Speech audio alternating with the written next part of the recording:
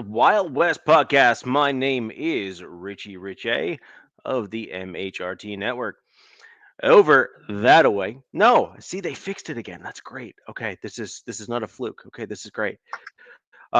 They just for the record, everybody, you used to have to point the opposite direction to point the right way, and it Oh, seems so like our trusty Streamyard here has actually fixed the opposite way. So I'm pointing to you here, pointing in the right direction on my screen, as opposed to the opposite direction, and this is good. So this is far less confusing for us normal folk that don't want to have StreamYard to think keeping that us on much. the toes. Exactly. But anywho, ladies and gentlemen, we got DZ over there representing his Los Angeles Chargers, and we got Jack Kenna repping his Las Vegas Raiders. And we are still on the search. Unfortunately, we were unable to pull the person that I had in line for the Chiefs, and we are continuing our search for the replacement for the Chiefs representative on the show. Um, as we uh, as we look forward and look ahead, I'm sure we've each had our own roster moves this week that we should probably get into quickly first. And then once we dive right into that, we will go ahead and start putting forth our week one predictions. Sounds So good, with that man. in mind, I figured I kind of get into a little bit on the Broncos roster moves first, and then we will proceed to go on to the other folks here, DZ and then Jack. So my Denver Broncos have made only a handful of roster moves, but I think they're actually quite interesting to say the least. There are rumors that the Broncos are likely going to be bringing back Blake Watson onto the practice squad, and that will occur at the end of about week 3, because he was let go with an injury settlement. The way that that works in the NFL is you have to wait 3 weeks prior to bringing the guy back onto the practice squad, and that's just kind of the way things shake out. What we did do, however, is we brought in another wide receiver, actually, for my Denver Broncos, as a tryout player. So we had a group of tryouts that occurred this past week. I think it was Monday, if I'm not mistaken. And we had a tryout wide receiver. I'm just getting his name. He's about a 6 foot guy. He's a third, fourth year dude that pulled in. I'm just pulling his name up real quick. Oh, Tyre Thomas. I knew I was going to forget it, so I had to look it up because there's no way I'm remembering that one. He's an interesting player. He's about 6 foot, 195, kind of like a meh in terms of measurables. Like he's no 6'5", 195, or some freak tall or freak large wide receiver like we used to see. It's a Like very the lean, late skinny great, man. may he rest in peace, Demarius Thomas, like 6'3", 230. Yeah, right. Average height, skinny guy, right? And so our lean, average height, skinny guy is what you get with those guys. And you know, an interesting player to sign. We let go of a cornerback by the name of Newsom. He's a second-year corner that was on our practice squad last year as well. Um, Showed some promise actually in college. Could have done a few things, but ultimately wasn't able to climb the Broncos depth chart. And my Broncos are known for keeping undrafted secondary members and other things like that on the team. So it's not like if he had started to excel that the Broncos would have, rejected or turned him down, right? Um, and then we signed a tight end as the international player. Um,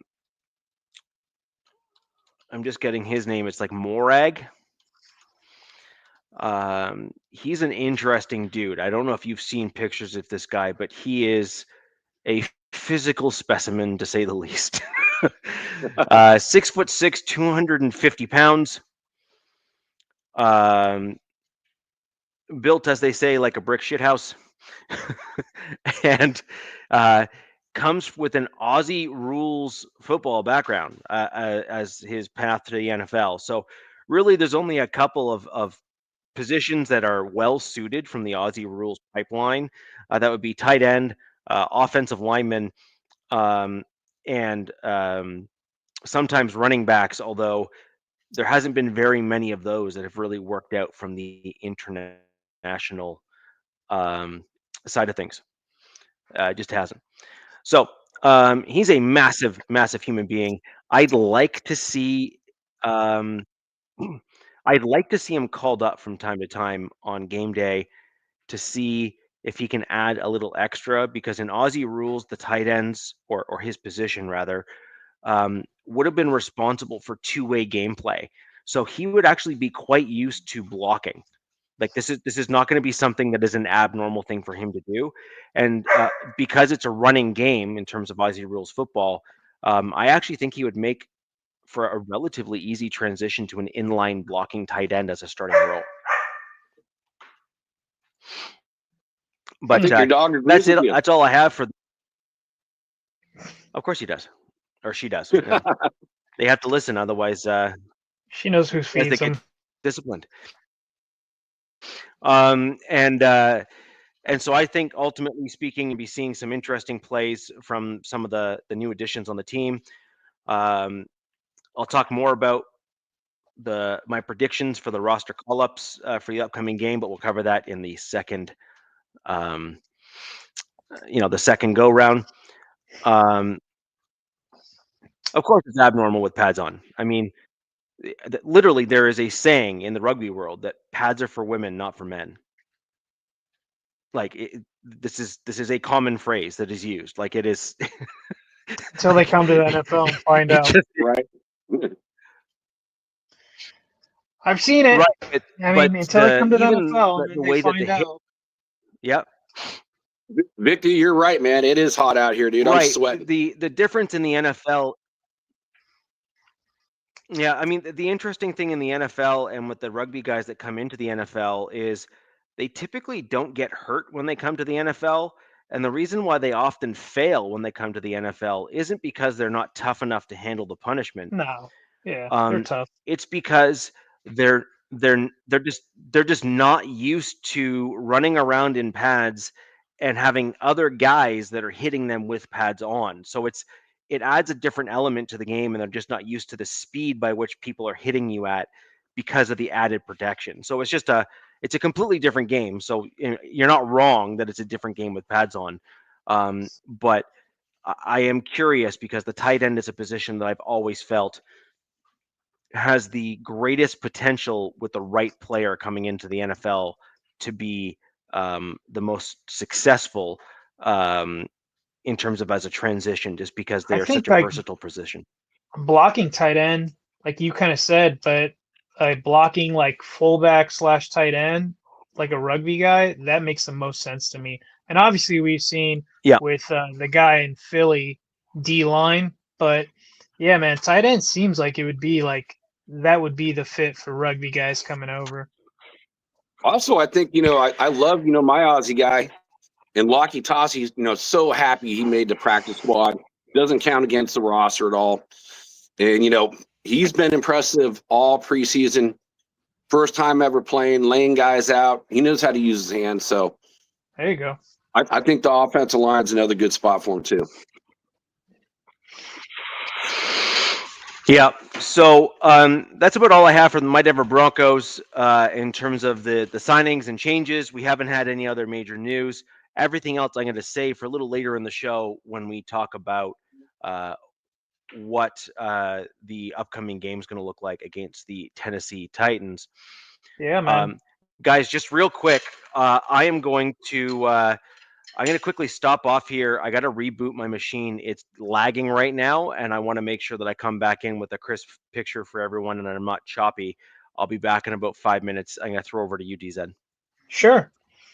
So since the last show, just to keep it short, the Chargers have re-signed tackle David Sharp back to the practice squad. He was brought in late in camp. He had some familiarity with the staff. I believe he was with the Ravens. They released cornerback Harrison Hand. I'll go through this quick because it's kind of boring. They brought back Luke Grimm And if you guys remember last week's show, I talked about him, how he got cut because he muffed 2 punts right off the dome in the same spot. Yep. Promising young guy, though, especially in the special teams unit. So they brought him back to practice squad. And that's good. We'll see how that goes, that transpires. And then kind of like a new guy they brought in was a running back, Amar Johnson. He was with the Packers in preseason. And to me, at first, when everybody looked at it, it was like, oh, okay, you brought back this guy because you guys missed out on keeping Raheem Sanders, who got signed to the Browns. Well, digging into this guy a little bit, not that much because he is on the practice squad, he had 5.2 yards a carry this preseason and 2 yards after contact.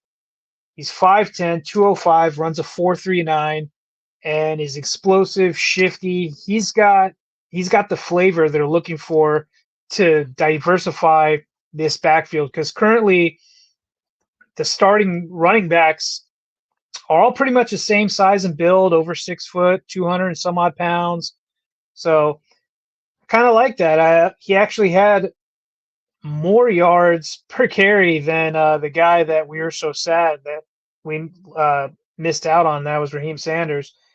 They also released a guard, Carson Barnhart, kind of a surprise. He was a Michigan guy, so he had connections to Jim. And then this was kind of a weird interpret. They placed on practice squad injured wide receiver Jalen Reagor. So Jalen Reagor was a guy the staff was very high on. He was a first-round pick from the Eagles years ago. Seems like a miss by the Eagles. One of those rare misses that Rare misses, yeah. So when you said he's on IR, is it a short-term IR, or is there like the whole season IR? Dude, your guess is as good as mine, Jack. There's so many ways that these front offices can shuffle rosters around to make things work. And, especially with the new rule this season with the 2 short-term IRs, I'm not completely sure how it works, or if he's on long-term or short-term, who knows? And frankly, between you and me, I don't really care. You know what I mean? Like, there's other guys on this wide receiver room that I'd rather see than Jalen Reagor out there. He did make some good plays for us last season, but I just want to see some of these rookies ball out. But yeah, right. Just so that's about it since the last show with the roster shuffle. Nothing as far as the 53, but yeah, there's not going to be a lot going on with that. That is for sure. But I heard some big news. Actually, right before coming on the show. With Jacoby Myers. And what's up? What's up, Nev? What's up, Victory? But Jacoby Myers, he, things were getting pretty kind of hairy for a little while there. He had $10.5 million this last year of his contract, 0 guaranteed. I don't know what's going on with the Raiders. I feel like maybe they're going to spread the ball around a lot, going forward with drafting so many wide receivers. And then after, Jacoby asked for a trade, then of course the Raiders picked up Amari Cooper, and they got him for a 1 year, $3.5 million, up to like $6 million. But literally just about 30 minutes ago, Jacoby Myers says, hey, it is what it is. I asked for a trade. They said no. And so he's like, well, I'm here. I like him, man. Jack, I like his attitude. I like his attitude. He's looking for more money, didn't seem like communication was happening between him and the Raiders or his agent or whatever. He's like, look, man, I know what I did last season. He was essentially betting on himself. And he's like, if you guys don't want to pay me for what I think I'm worth, then just let's see if we could trade me. And they said no. And he said, okay, well, I'm going back to work then, and I'll finish my contract out. That's what it seems like. And that's pretty much what it is. He pretty much said he's just going to let things work out. And if they work out, they work out. If they don't work out, it'll work out somewhere else. But and you know what, man? That mentality. But this is the type of player where, like, the organization needs to recognize and actually pay this man. Or reward them. I don't guess. understand why they're not paying him, because he does everything right. There's a lot of players like, Hendrickson, or like the guy that was on the Cowboys. They're not practicing. They're not doing anything. He's out there playing full speed. He's showing you that type of mentality, that lunch pail mentality, going, hey, I'm here to play. And not to reward a guy that shows all that work ethic, and being a leader of this team. So I have a feeling that they're going to get something done. I just don't know when. And hopefully it's sooner than later, because I'm getting kind of tired of it. But it made me really nervous that, what was he really going to do? So is Nav saying, Nav said, but Jacoby did not ask for a trade. He asked for a new contract or a trade. He does not take shit publicly. Okay. So no, he keeps it to himself. He asked to be traded, but the Raiders just said no. And then he just put his helmet back on and went out there and kept playing. I mean, we'll see how this goes into the season. Especially with you guys bringing in Amari Cooper. So you've got two really savvy vets on there with two young guys. I like the move. Hopefully he's in, game shape. Saw some pictures of him, kind of looked a little bit over. It looked thicker, you know what I mean? But then again, when he was on the Raiders, he was a much younger man. He's like a 10, 11-year vet now. So you're going to put on, a little bit of mass. But besides that big news, it's like the other one was they picked up, Tristan McCollum from the Eagles. Again, that Eagles connection with our front office. And for a guy that, missed the last couple of weeks in preseason, which was a guy I really liked, another Notre Dame guy in the way of Harper, they ended up letting him go. So was it Thomas Harper? Yeah. Okay. Yeah. Yeah, I really like him. He got picked up, I think, by Detroit, if I'm correct. I might be wrong, but maybe by Detroit. Seems like Richie's having some technical difficulties trying to get back in, man. It looks like he's tried to do it twice and hasn't been able to. So I know he wouldn't. I don't know if he wants us to move on, but we could shoot the shit for a little bit. I don't know. Well, let's start. We talked about what we had three things that we wanted to talk about with our teams. We can just kind of start off, and then Richie can catch up when he gets in. Yeah. So he said, if I read the text right, it was like 3 things for success and 2 concerns heading into the game. I assume game 1, right? Yeah. Okay. I mean, I guess I can kick off with the Chargers and Chiefs in Brazil, since that's probably the first game in our division, right? Yeah, you are the first game, and it's 2 AFC West teams, so it's going to be a crazy great battle. They landed. The Chargers landed in Sao Paulo today at 9 a.m. So they flew overnight. I think it was like an 11.5 to. It varies from 11 to 14 hours. There's like a straight flight. Like, I don't know if anybody's been on long flights. They're absolutely brutal, in my opinion. Unless you're like in first class in one of those like sleepers or something like that. It's got to be brutal. Can you imagine like being a guy like Mekhi Becton, like 6'8" or whatever the hell he is, sitting in that plane for that long? Like, give me an effing break, man. Well, I would assume they probably have the team planes, which they got more feet room. Yeah. Because could you expect him would like take up like the whole row by himself? Yeah. So they landed at 9 a.m. They got some rest. Apparently they're staying by the hotel or whatever it is. And from one of the reports, I guess it's taking 2 hours to get anywhere. So it's like from their hotel to the training or whatever facility, it's 2 hours, and it's just 2 hours, 2 hours, 2 hours everywhere. So really not good traffic, but what do you expect in Brazil? So going into the game, it's supposed to be in mid-70s with about 80% humidity. I believe it's wintertime south of the equator right now. They're playing at the Corinthians Stadium, holds 47,000. Chiefs are favored by 3 points. what's new, right? I think the over-under is 45.5.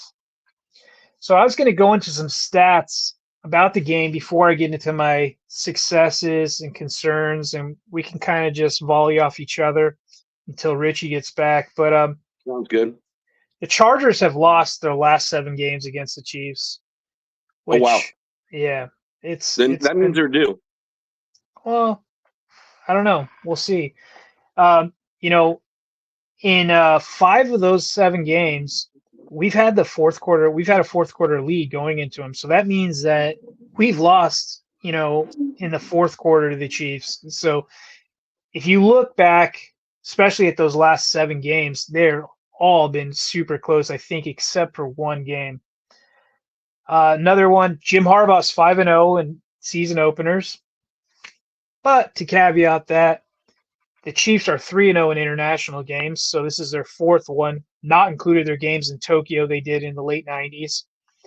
Mahomes has like a 19-4 record in September and is 6-1 in opening games.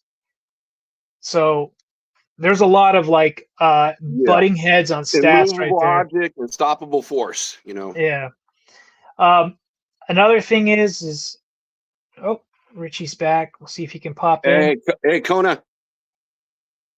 Where are you at, Kona? How many? You look good from here, Richie. Oh, yeah, that was fun. So,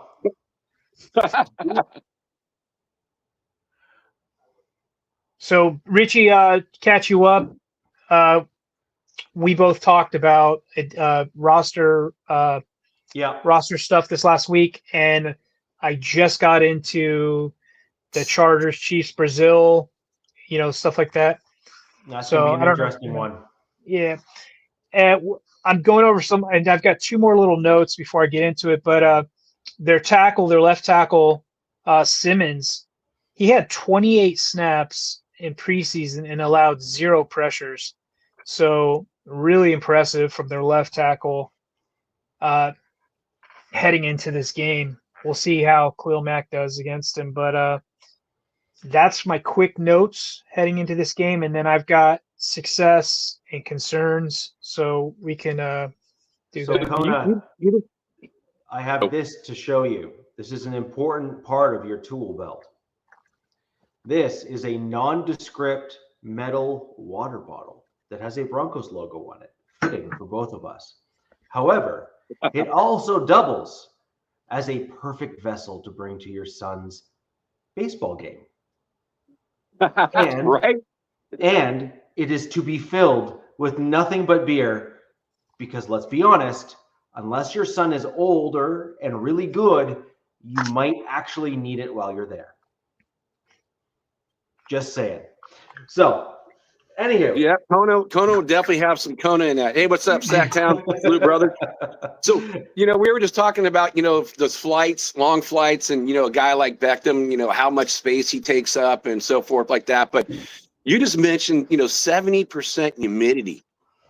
Yeah. Beckham's going to go from like that 340 or whatever down to 300. Opposite. It's 80% humidity, and it's in the 70s. So that's going to probably feel like, high 80s, depending on like if they're under direct sun. But this is going to be an evening game. It's still going to be hot, but it'll be an evening game at least. So, but yeah, you're right, Jack. They're going to have to keep hydrated, and hopefully they do their due diligence, right? Right. I'm just feeling right now, it's like probably in the high 90s, and there's not a lot of humidity in California, and I'm sweating my ass off right now. So I'm just picturing that in Brazil going, oof. So it feels like fall. Feels like the beginning of fall here on the East Coast right now. And supposedly that was only supposed to last like a short period, and then it was supposed to get hot again. And that's not looking like it's happening. So there's some Arctic thing, stuff that, whatever. I'm enjoying the weather right now, except it's super dry. I'm a fall person or a winter person. Just give me cool weather with breeze and maybe some sun. I'll be fine. Summer's overrated, man. I get over it real fast. I like spring. So some interesting things with the Chiefs and the game in Brazil. Number one, your team is built interesting. Harbaugh built teams are built really interesting. They're built to try to run the ball. Your game plan is going to be to force the run, which is going to ultimately wear down some of your opponents a little bit and really try to push that envelope. And while the Chiefs have a good defensive line, that really hasn't changed year over year. Their D line is still a force to be reckoned with. The fact remains is that heat and constant running the ball in their direction is not going to be friendly to them, I don't think. I believe that that's going to really force them to be worn down, especially by the second half. And I mean, that's if the line can oppose their will, though, Richie. That's key. Well, there.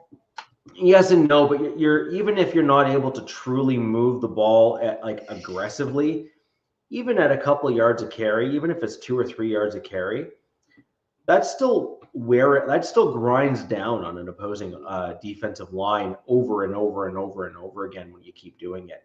The key is your coach has the stones to actually keep doing it. Like he actually has the wherewithal to say, if I get a 2-yard run here and I keep running it for 2 yards and I keep wearing down that opposing team, eventually, as I keep them mixing in play action pass and some other things into the mix and all that kind of stuff, eventually that opposing team's going to crack. Eventually they're going to be forced in some regards to allow certain plays to go through, or just be so tired or gassed that they can't stop it.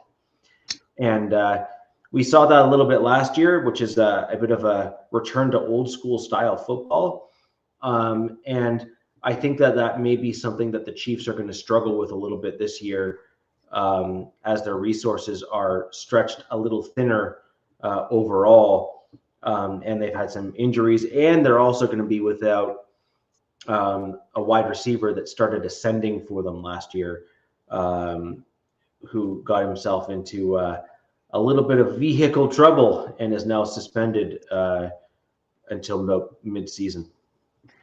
I agree and disagree at the same time with you. I think the Chiefs pick up right where they left off. Obviously not the Philly game. We'll see how they bounce back from that performance, because Philly just out-bullied them essentially in trench-wise. But, the Chiefs were, I think, the number 2 team in points last season. Chargers were number 1, but the Chiefs had a much more difficult schedule, went against much higher ranked teams, if you'd say.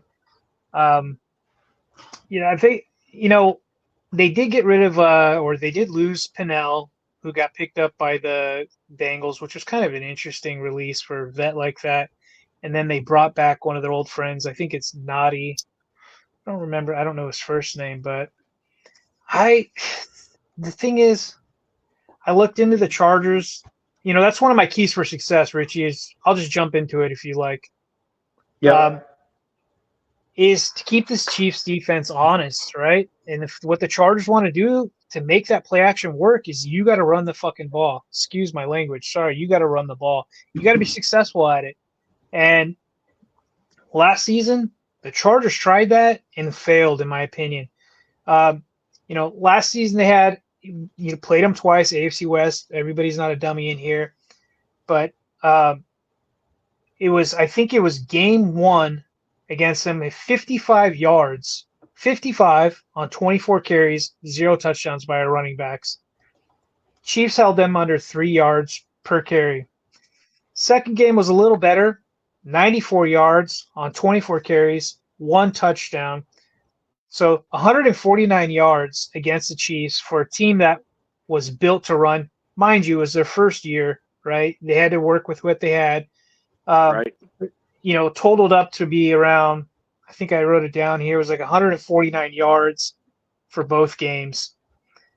And that's just inexcusable, right? Especially for a Greg Roman offense, right? And running the ball, doing all that. You look into Greg Roman, which is not a fun topic, but he's had success running at certain stops, but he inherited or they had really good offensive line and running backs.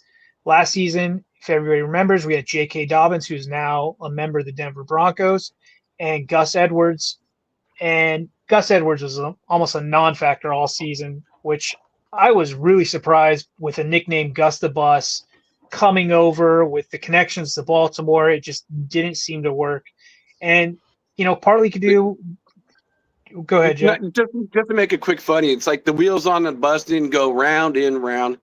They just fell off the bus. Right.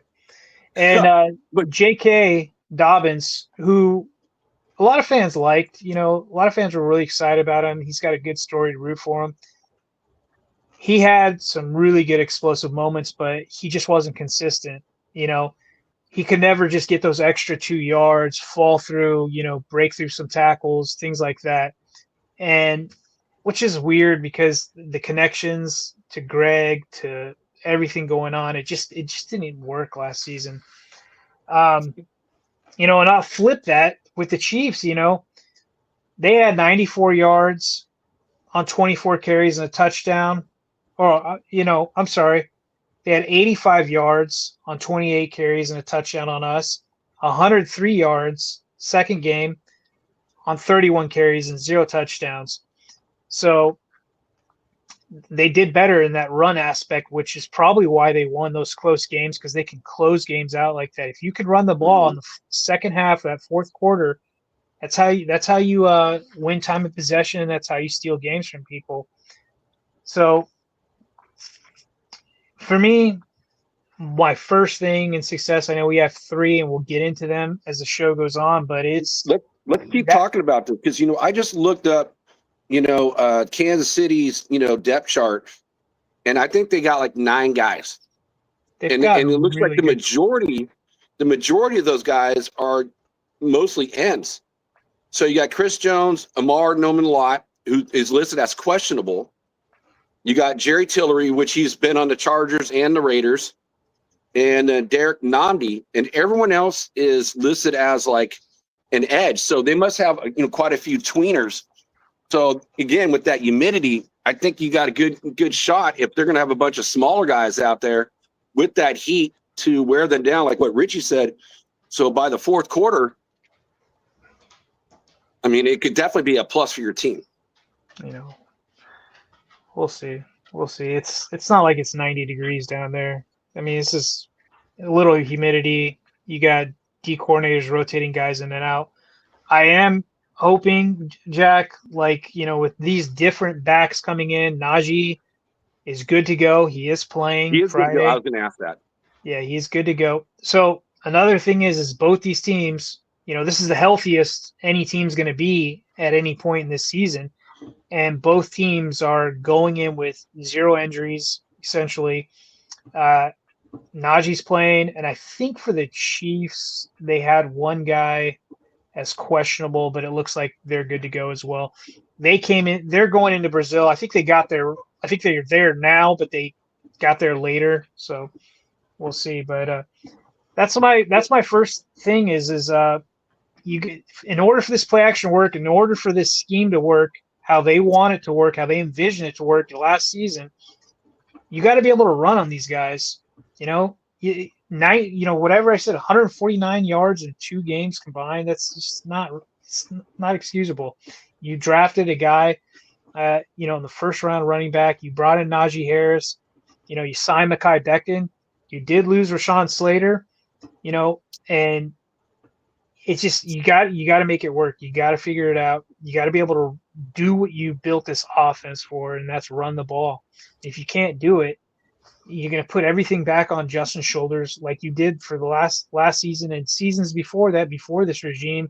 And it's not going to end well because he's got to stand back there and get smacked in the mouth like he does every other game.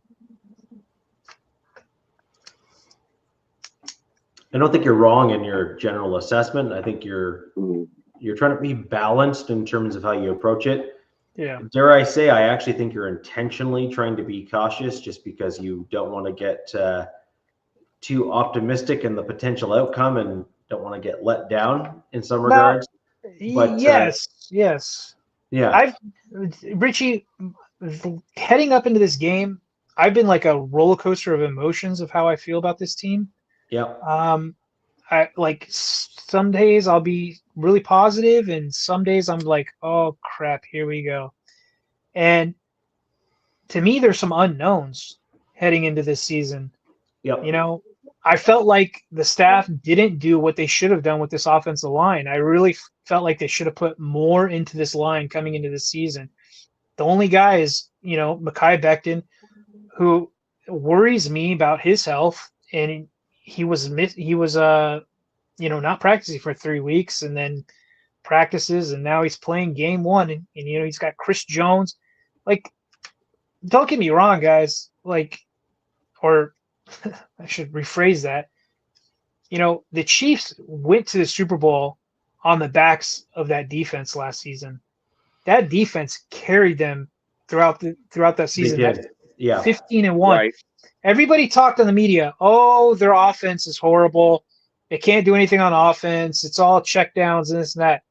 That defense was stellar, in my opinion, and nobody gave them credit. And I hate, giving an opposing team in our division credit, but that defense was scary good. And what they did is they just added to it. I don't believe they really lost anybody of crazy caliber going into this season. I'm not sure if they lost their inside linebacker. I thought they might have. I wouldn't. I don't know. I know they brought in a new young edge in Gillette. They got our third cornerback from last season, Christian Fulton. Looks like he's a starter for them. Yeah, I'm not really sure. Rich, you're thinking of Brandon George. He's on IR. I think that's the guy you're thinking of. Okay.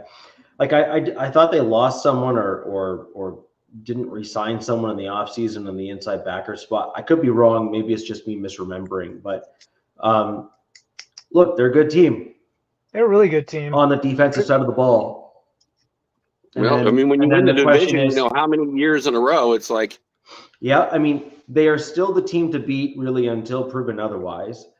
That being said, though, is every defense has some weaknesses to it.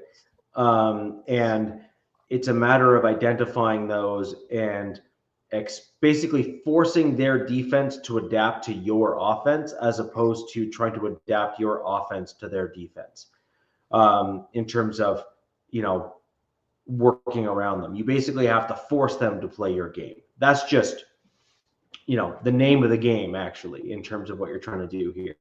So if you can control the game with the run game, you're then going to force them to stack the box or bring safeties up. And well, that's my point. Keep them honest. And then keep that. Yeah, yes. Yeah, exactly. Keep the defense honest. And you said something that I want to just touch on real quick. And every defense has a weakness, and we'll read that in a second. Well, the one weakness I see in the Chiefs defense is their secondary. And that sounds weird, but they are ranked 18th last year, and they're susceptible to deep passes. So if you can keep their defense honest by successfully running that ball, that play action works. Justin can sling the pigskin downfield, and I can see some deep passes. But there's another aspect. We'll get into that if you want to read that or whatever. Yeah, let's quickly read this, and then we'll get into the other element there for your team in the deep pass. Raider Shield family coming in with a $5. Thank you for the dono and the comment here. This is directed primarily at you, DZ. DZ, great mustache, epic. I have Chargers 31, Chiefs 24 in Brazil. My concern is Justin without Slater. Chiefs do not scare me. IJS, Jack, GFY, and 2 laughing emojis. Good for you. Jack, what does GFY stand for? Good for you. And the IJS is, I'm just saying. He's He's right. I am concerned without Slater. I think Alt will do a fine job as his blindside protector, as he did in college. This will be his first game at left tackle in the NFL, and we'll see how that goes against the Chiefs. And DZ, don't even be worried about it. Alt plays. That was his position before he came on the Chargers. So he actually, you saw how he played last year, having to switch up, all the footwork and everything else. Now he's going back to his natural position. I don't see any let off there at all. Zero. Oof.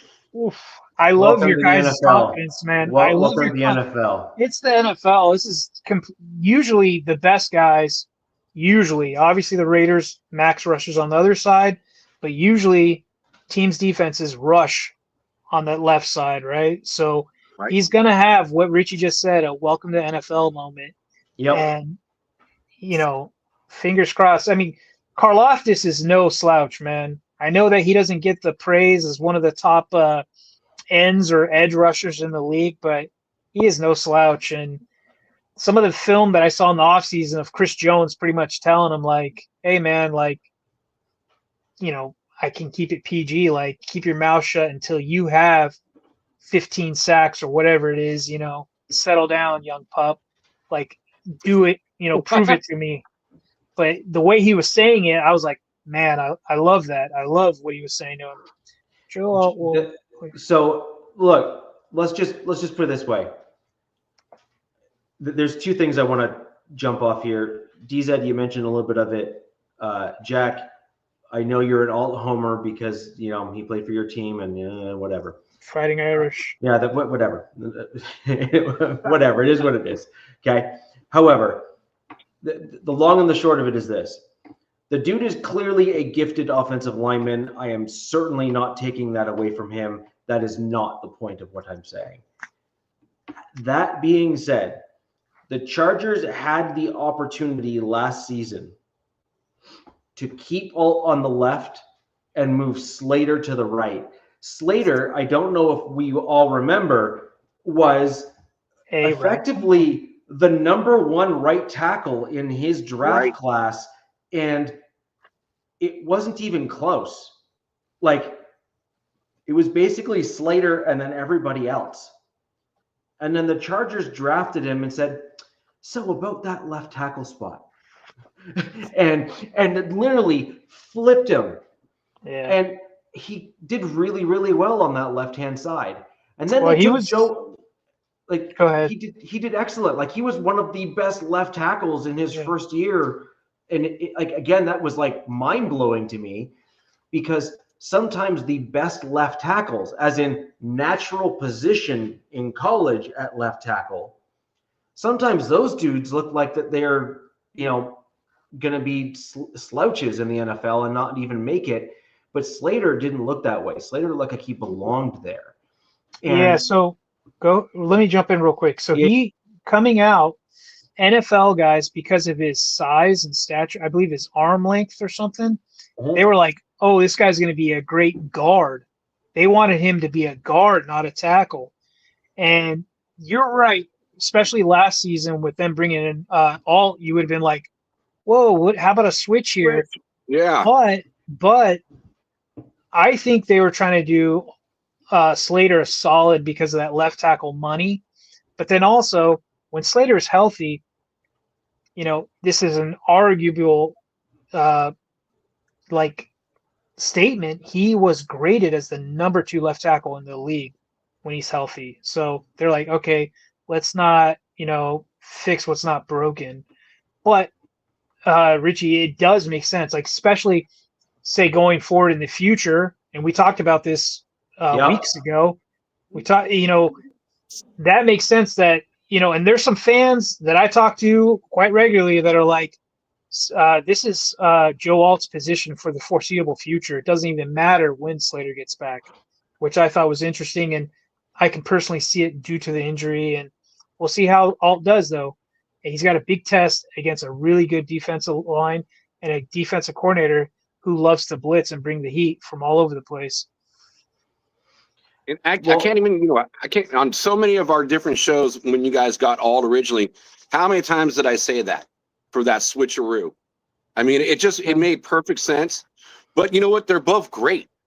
I mean, what a problem to have two of the top tackles in the entire NFL, and they're versatile enough to go play good either side. Unfortunately for the That's Chargers, rough. That's so rough. we've got problems on the other positions in the offensive line. This is where it gets like, oh, you see these outside guys and you're like, man, they're super good, and then you start looking on the inside, you go, oh crap, and that's where we had a bulk of our problems last season was in the interior of the line, and the thing is, this staff is betting on themselves and essentially doubling down on what didn't work last season, and that's left guard Zion Johnson and center Bradley Bozeman. They're pretty much saying, like, we know that didn't work, but with these new running backs, this is going to work. And it's the definition of insanity to me, because they even extended Bozeman. He's looking like he's going to be the starting center next season as well, which pisses me off and probably every other Chargers fan out there. And then they bring in Becton, which was great because it would have been, that Becton and Alt on the right side would have been a dominant force. Those are big men. Like, those are big dudes. Like, yeah, and then Slater goes down, and what you got to do, you got to move Alt to the other side, and you bring up your reserve lineman and Pipkins, who isn't known at all for his run blocking and is known to be an average pass blocker. So now they've got this hodgepodge offensive line, which is, Richie, it's keeping me up at night. I'll be honest with you, man. Like, yep. I know there's Raider Shield. Nav is feeling a little confident in the score, and I'll get into my score prediction later. But this Chief defense, they're no joke, man. This D line is not a joke, and I'm not saying anybody else's D line is either. But I've seen them personally take Justin, like, try to take him out of the game, due to piss poor pass blocking and run blocking. So we'll see, man. I'm nervous. I'm nervous, and I want these guys to just shut me up, essentially, especially against the Chiefs. Yeah, my general thought process. Off with the concern, right? Oh, we got Nav in the building again. Yeah, we do. So we got Nav with a $2, a twofer, if you will. Nav, you're spoiling everybody. I know. Nav is setting the tone. We'll just say he is setting the tone. He wants to see us all take down the Chiefs. I agree. I would love to see nothing more than that as well. That would immediately put 3 losses on the Chiefs' schedule, which would kind of push them in the right direction.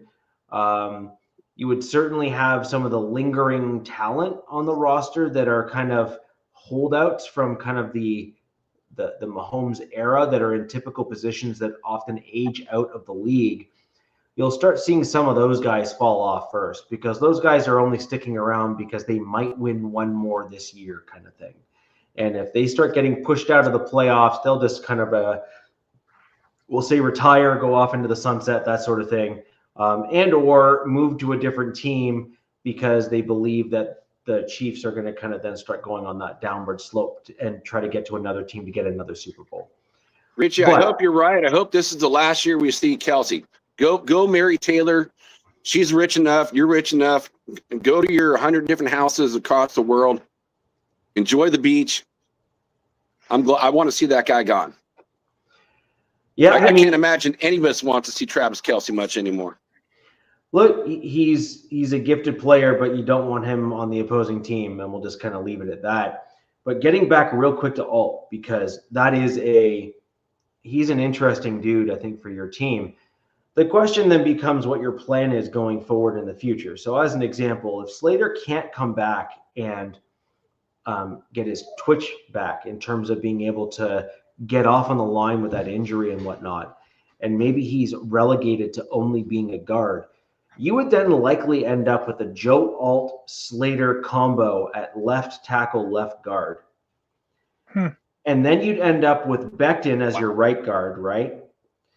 And then really what that kind of does for you in some regard, I mean, if you're going to be honest, just like assessing your offensive line talent at that point, he said, you would then end up with a need for a center, which can often be found in rounds 3, sometimes even 5, depending on what school they're from. If you take flyers on certain style of players that fit your team. And certainly your Chargers and your coaching staff there is more than capable of pulling some gems out of those kind of mid-late rounds for those types of positions. Richie, we'll see. They've done really well in other positions, but they have neglected the offensive line in these last 2 drafts. And the one guy they did pick this year, in Branson Taylor, they cut him and then brought him back on the practice squad. So what position? He was a tackle from Pittsburgh, not the Steelers, but Pittsburgh College. And left tackle or right? He was a left tackle. Okay, so what are his measurables? He's a large human. Oh, look. The reason he fell in the draft was an injury he sustained, and everybody assumed that they drafted him to groom him to be a guard, essentially. My thought process the other way around. My thought process is they're grooming him as a swing tackle. Yes, right. And if this is the big if now, if Slater cannot come back and play due to his injury and plays with limitations, he's still a gifted football player. He'll be able to play with power, but he might not be able to regain that pure fast twitch that he had before. And if this kid here is able to develop and then shift over to the right-hand side, which you will have all year this year to work with him on to move to the other side and play right tackle, your team has already shown that they're capable of doing that. So, I mean, this isn't a stretch. Yeah, so they've got him listed as a developmental swing tackle. Yep. With potential to slide inside to guard due to shorter arm length. But he's 6'6", 330. And right tackle. I mean, I don't want to dig into all his stuff, but my hope is if Slater does come back, he can become a right tackle, go back to his normal position. Natural position, And that would take stress off of what would be his plant leg, his injured leg that he ruptured his patella on. We'll see. That's hopes and dreams, wishes and whatever. Yep, I agree. Yeah, I mean, next year. I mean, like I said, Slater, when he first came out of that draft, you can go back and watch the show that I was on at the time. I wanted to draft him. Like, I was on record saying I wanted us to draft him. And I didn't know anything about him, to be honest with you. Oh, he was my guy. He was the dude that I thought was excellent. I thought he showed a certain grit. He showed the tenacity. He played with that kind of violence that you want from a real solid offensive tackle or just an offensive lineman in general. He is shown to be exactly what you thought he was coming into the draft. He is an excellent NFL football player. And so good for him. I hope he heals up. I hope he doesn't play quite as well against my team every time we play him. But hey, aside from that, I wish him nothing but the best. Yeah, man. Because I mean, I've been through some of the stuff he's been through and whatnot, and it's never fun or easy. The injuries as well. I'm talking on the personal side and the injury side of things. That's a tough thing to come back from. So I wish him nothing but the best. Same. Ditto. Okay. So hey Nab, that's facts. I did want Membu over Genty. So before we move on, let's get your scores. Oh, you want to do scores? You want to do score predictions for the Chiefs Chargers? Yeah. Let's do your score prediction for that game. Okay, I got that written down. So there's 2 scores because my head's saying one thing, my heart's saying another thing, right? 55% of the money's on the Chiefs, right? So my head is saying Chiefs win 24-21. I think that's what my head's saying is they figure out a way to win. Why? Because of the Chiefs. They know how to win. They've shown how to win. They were, and real quick, before I give you my other score, these guys were, I believe, 11-0 in one-score games last season. It's like Yes. somebody Yeah. put a rabbit's foot or four-leaf clover right up their asses. How they got that lucky, I have no clue. I don't see that happening again, which is why I think that they're going to try to be a different offense going into this season. But in this game, there's going to be a lot of rust. You know, defenses usually show up right before offenses. And this is why, you know, we'll get into other stuff, is why I feel like defense has got to be really important in this game to kind of carry the extra weight from all the rust these offenses are going to have. My heart says, God, I've got Greg Roman in my background, so it's like, but my heart says the Chargers do find out a way to eke out a win in this game in Brazil to make that long flight back to LA. That's that much more worth it. But they would have to do some things. They'd have to, you know, put in some of their rookies like Keandre Lambert-Smith, who would stretch the field on these guys. So my head's saying Chiefs win 24-21. My heart's saying I could see like 23-19 Chargers win, something like that. Yep. I mean, I think those are fair approaches to the game. I think you're trying to be level-headed and realistic. Well, it's an AFC game. It's going to be on a soccer turf, right? So, yep. These teams. I mean, look how the Chiefs beat everybody last year. It's like death by 1,000 paper cuts. Yep. They just dink dunk, run here. You know, every so often Mahomes is going to bomb it down, and you know, remind you, he's got his receivers are healthy except for Rice and Royals, who aren't going to be there. Royals is the rookie. Rice has got that suspension, but his other guys are there. So I got a feeling the Chiefs are going to want to take some deep shots. We'll see how that goes. Yeah. I tend to agree with your general assessment. I think you guys are going to be somewhere in that general range. I actually think it could even be a bit of a coin flip. I think the ultimate score from my end is going to be a 27-24 game. The question is who's on the 27 and who's on the 24. And I do think that I think it comes down to two things. We kind of hinted at it earlier.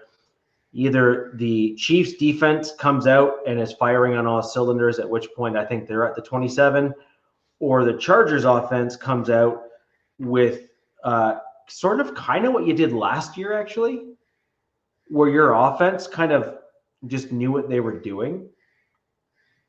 If I recall correctly, I thought your offense came out looking pretty well last year, DZ, unless I'm mistaken. But I thought you were kind of at least fine-tuned a little bit more on the offensive side of the ball. Not from the start, because you guys got to remember they couldn't run this offense from the start because Justin had a foot injury. That's right. So okay. So this is why I'm bullish on the offense, and then it's also negative at the same time, because I do know historically offenses come into games rusty, but at the other side of this is, you know, Justin's been healthy through all of this and has been developing chemistry with his weapons, with his new toys. They brought in quite a few new toys for him, so we'll see. There'll be new things on both sides of the ball. Both teams will have new aspects coming into this game, and we'll see how it plays out.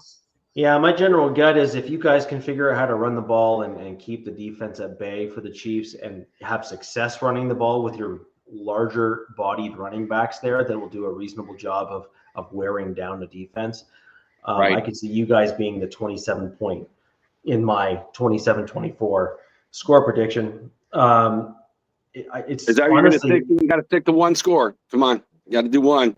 I'm going to go 20. I'm going to go 27-24 Chargers.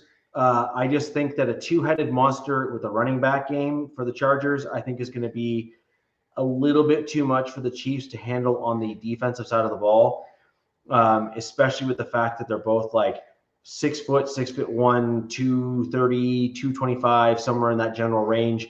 That is the prototypical height, weight, size combo for running backs in the NFL that actually cause other teams fits in terms of being able to sustainably stop them, if you will. And I think that'll work in your favor. And I think I think your 2 running backs will be the difference maker for you in this game. That'll be my prediction. I'll leave it at that.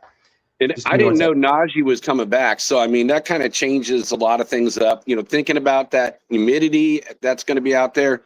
I mean, I must have scribbled out my score like 3 different times. And I'm been like, you know, both you guys, like going back, like I can see it going both ways. I see it being very, very close. But I got to stick with the last score. I mean, even I really would like to. I would almost want to switch it up right now just because Najee's there and looking, you know, they have 9 defensive, you know, tackles, you know, in their defensive line. But a lot of those guys, again, outside are tweeners. So I could see them getting worn down with this game. My initial prediction, I had the Chiefs winning 24-23. That's how close I have it. It's a coin flip. It can go either direction. But if I have to pick one direction, I can see it going either way. But initially I said KC, so I'm just going to stick with that. Yeah. But I can easily see that being the opposite, though.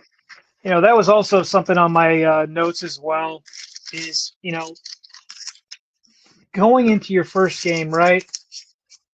What is that, a polar bear? What's up? Look at Denver? No, that is Brooke. Okay. I got Denver here too, though.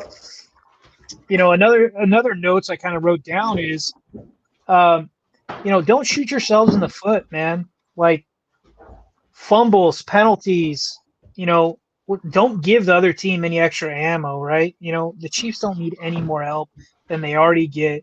You know, we've seen it, right? Well, you know they're going to get that extra help, so. Well, luckily, the reffing crew down there is not a fan favorite for the Chiefs. So I forget his name's, like, I believe it's Carl something or other. But the Chiefs fans are not too thrilled that he's reffing this game in Brazil. But, you know. What, they found an honest ref? Right. It just, you know, we had I think it was our last preseason game against the Niners. You know, mind you, it was all backups and whatnot, but there was way too many penalties. So I don't want to see these guys going into week 1 just doing dumb things. And another thing is I wrote, it's like if Justin can't trust QJ, he drops a ball, just yank his ass out of the game and put Trey Harrison, put KLS, put one of these young guys in and just go from there, because we cannot keep relying on this guy in pivotal moments and him just dropping the ball or doing bonehead stuff. I agree. Well, let's move this along. Jack, we will have you go next, and I will close it out with my Denver Broncos. So, Jack, getting right into the upcoming game with your Las Vegas Raiders. Let's go. So we talked about, you know, 3 things that we want to see and, you know, 2 concerns. I'm just going to start off with the concern. Yep. You know, and it's going to be the running game for the Raiders with Genty. It's kind of weird, you know, talking, you know, weird Genty, potential generational back, highest guy, you know, drafted in the draft.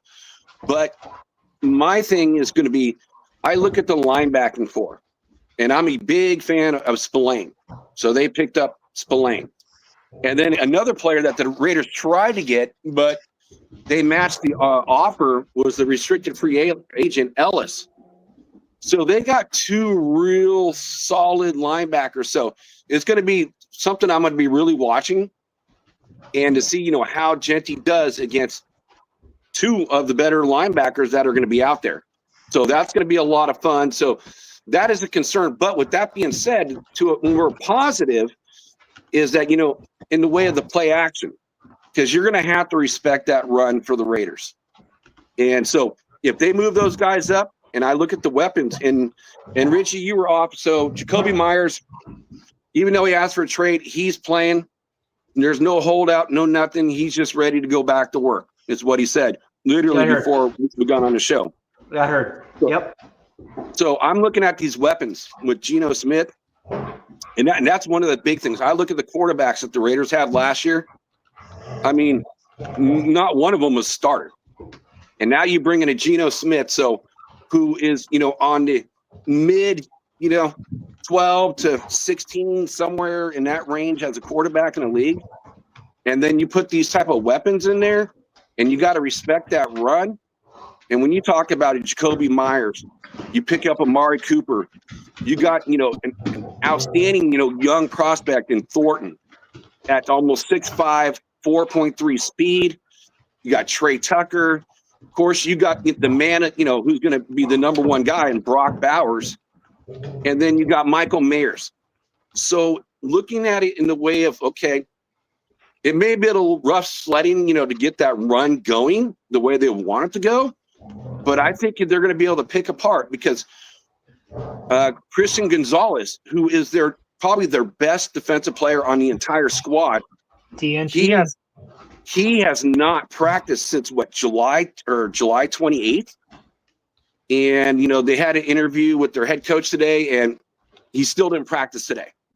So if you can take that guy out, and you're going to get a lot of free roam in that secondary. And there's still some talk, about them trying to get rid of Duggar, which is kind of an interesting, piece for their safety room. So I can see there could be a lot of throwing in this game, and I see it as a really high scoring game. So I think the running game is going to be a little bit tough. Hey, what's up, Willie Wayne? I think it's going to be a tough going for them, but I think they're going to make it up on the passing side. So, and then are we going to circle back around or just finish it out? Because we said 3. Okay. So then I'm going to say the second thing that I'm looking at is their offensive line, which they got 4 new starters for New England. They got 2 rookies. Of course, they picked up at the number 4 pick overall. And then they also drafted a guy out of Georgia in the 3rd round as a center, and now he's playing their left guard position. So it's going to be interesting to see with a brand new offensive line, how they gel. And then, of course, that leaves the old veteran, Morgan Moses, going against Max, which I'm absolutely loving that matchup right there. So the defensive line, and being able to rotate. Again, we lose that Christian Wilkerson, a dominating type force. But what I see with the Raiders, since they kept 10, it's just rotation. So by the time when you get into the 4th quarter, same thing that we were talking about with your squad was, wearing them down. What do you want to ask, Rich? Are you saying you're excited about your offensive line rotating players? No, my defensive line. Oh, okay. Sorry, I misheard. I was just the defensive line going against their offensive line with 4 new starters and 2 rookies that are playing. Right. Okay. All right. Sorry. I misheard there for a second there, where I thought you would flip back to your offensive line, and I was no. Dude, why are you excited that you're rotating? I don't want to see the offensive line rotate at all. Screwed. If that's what you're doing, you're totally done. Screwed. Yeah, you're done. Right? That I do not want to see that for the life of day of me. That's for sure. All right. But, I think, Jack, what I'm more excited about with your guys' game, and I know Bowers and Genty kind of like take the cake, right? Like Bowers is second coming to Jesus in the tight end room, and then Genty, that top pick, what he did at Boise. But maybe just personally for me, I'm really excited to see what Geno can do with Thornton. Like, I think that there's going to be some times in the game where it's, the Raiders need to get something going, and Geno just, he rushes outside the pocket and just finds him deep or whatever. Because, like I said, I don't really have too much faith in the safeties in New England. Their secondary is pretty solid in my opinion, but we'll see. So Thornton with his speed and size with Geno, to me that looks really exciting. Oh, absolutely, DZ. That's the whole thing. Even if he's not getting thrown to all the time, because I just wonder how the mix with him and Amari Cooper, how they're going to split that up. because they're both ex-wide receivers. But with Thornton being out there, you have to account for him, which is going to open up all the stuff down below, which is where Brock's going to thrive, and Jacoby Myers is going to thrive. And, you can even get some, Michael Mayers and stuff to Genty, down low, because you're going to pull everybody back. So that's where I'm seeing that's going to be like, definitely on the side, the positive side for the Raiders. And also, too, what you mentioned, in like big play production, Geno was ranked 6th last year. And he was behind an offensive line that gave up 50 sacks. 50 sacks. Jack, there's some dumb narrative that's been going on that Geno is not a good quarterback. Like, I see the stupidest remarks from even my fans, some of the Chargers fans, but just fans throughout the league. They're like, "Oh, Geno's not a good quarterback. Geno's this, Geno's that." I'm like, are you guys not watching? Did you guys not watch NFL these last few years with him in Seattle? Like, this guy can sling the freaking pigskin. He is a really good quarterback. And it is a huge upgrade from what the Raiders have had these last few years, in my opinion. And it is a huge upgrade. Huge upgrade. And you know what? He's actually could have better weapons than what he did in Seattle, in my opinion. So sleeping on the Raiders is offense. Sleeping on the Raiders offense is a stupid endeavor to take on, in my opinion. And right now, I see them as a top 10 offense. So I think a lot of the games are going to be higher scoring, which will go into my score prediction here in a moment. But but going to like for Drake May, I said Geno was number 6. Believe it or not, Drake May was number 5. I like Drake May. When I was researching today, I'm like, really, Drake May number 5 for deep throws? And that really, really kind of surprised me. So, but yes, accuracy-wise, I mean, he threw 70.4%, completion percentage last year. Had a quarterback rating of 93.2. It gave up a lot of, interceptions. He only had 21 touchdowns to 15 picks. But I'm sure probably a lot of that, going deeper when you got a crappy offensive line.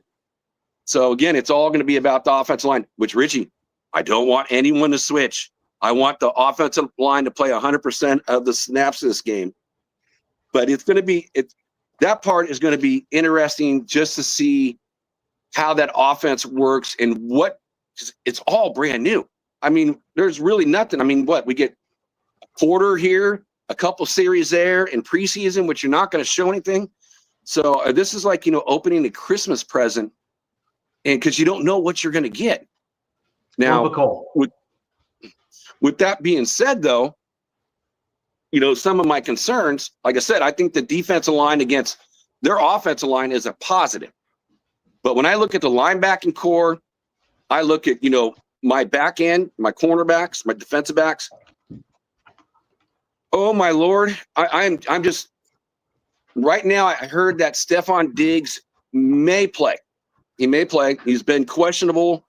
So at least if he does play, at least he's not at 100%, which is going to be a blessing for my defensive backs because, like an example, Kai Blue Kelly.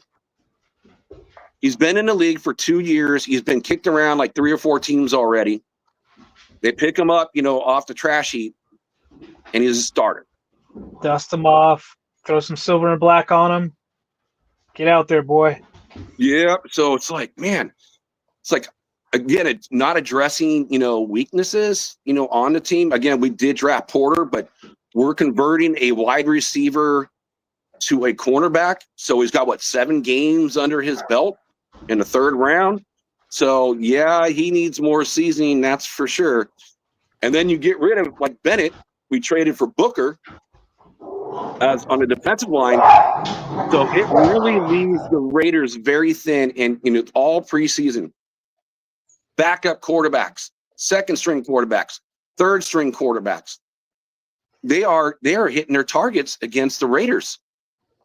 So, again, against their run, I think they're going to do good. But against that pass, it really has me very worried, and I don't know what to expect except for it's going to be the ball's going to move down the field. Jack, you're not going to like what I'm going to say, but, like, I still think your guys' offense is going to do really well. I think the Broncos are like a sleeper defense for me. I think they could potentially be a top 5 defense in the AFC. Not saying the NFL. I'm saying the AFC. They have a really good defense, and we'll see if it shows up week 1 against you guys. But I definitely see you guys spreading the ball around and keeping them on their heels. And the last thing I will say again, because I think that our defensive backs are going to get smoked, and I think they're going to definitely look at it afterwards. Like I said earlier in the show, they got rid of Thomas Harper, picked up McCollum. I thought that was a mistake. Again, I don't know what Harper's injury is, but if Detroit's willing to pick him up and not worry about it, I'm thinking we should have held on to him because I think he's got more upside than McCollum. So I keep seeing that defensive back room get weaker and weaker and weaker, and I really felt like we didn't really address it this offseason. So they could have a field day, with our DB room. Again, I'm just happy, Diggs is not 100%. And again, it sounds like he's going to go, and that was just today. So before then, it was pure questionable. So 70%, 75% no. Now it's like a 50-50. So, or it went from doubtful to questionable. So on that one. And then I'll leave it like this. The last concern I had, and not so much with the starters, but one of the trends that I saw with my Raiders was being able to set the edge. Keeping these running backs, keeping these quarterbacks, from getting outside. I mean, it just seems like they would get burnt over and over and over again. And that is something I'm really going to be looking at. And because right now, I don't know how you say it, Ramondre Stevenson, he's out. Ramondre? Is it Ramondre? Yeah. He's out. So, of course, then, who's coming in is Trayvon Henderson. And what a year did he have last year for Ohio State? And he's one of those guys, he's quick, he's got a burst, he's got long speed. And then, of course, looking at the edge, he's not, the huge guy. But so, again, inside-wise, I think we can contain him. But my concern's about him getting on the outside on the perimeter. With all that being said, I chose on this one here, I made it another close game. I made it a higher scoring game. The Patriots are a 2.5-point underdog. So if it was a neutral field, then the Raiders would be a half-point favorite. So that's how close the betting lines are on this game. I have it as a tight one, 27-24, going to the Raiders. Which is pretty sad because it's New England, I don't know. Yeah. Whew. Rich, you want to go with your score? Yeah, I think it's a lower scoring game than that. I think that I think you're going to be somewhere in that like 21-19, 21-17 range. I think Gino is going to be trying to get his sea legs under him, so to speak. See what I did there? Raiders, sea legs. Huh? Mm-hmm. And then I also think that historically offensive struggle, there's a few rare air exceptions in the NFL, but historically, just like when you look at the macro level of all the information and data, scores and all that sort of stuff, in recency bias, the NFL offenses have struggled typically. And so I think that Gino's going to struggle. I think that you're going to be relying mostly on your defense. And then the concern there for your team, in my opinion, is going to be the strength of your secondary on the defense, because you're going to end up with May, who's probably going to be able to get a few long bombs off. And the question is, can you defend those long bombs, and or are they going to result then in points on the field against you? My general score in result of that is going to be effectively inverted in some regard of what you said. I have it somewhere in the 21-19, 21-17 kind of range. But I do think that the New England Patriots are an improved team that don't necessarily get enough credit for the work they did in the offseason. And I think that in time, the Raiders will start to progress. Don't get me wrong. Like, this is game one, so this is not an indictment necessarily on the Raiders team in terms of how they're going to look as the league year progresses. But this is historically where offenses are figuring it out, and you're then solely relying on the strength of your defense to carry your team for a good portion of the first game or three in the beginning part of the year. Man, I'm going to say this the whole season. I do not want to have to rely on my defense this year. I need my offense to maintain ball control and, you know, keep it on our side to keep the other offenses off the field, because, yeah, my defense is kind of scaring me, you know. This type of thing that'll keep you up at night. Let's also not forget the coach you're going up against. Mike Vrabel.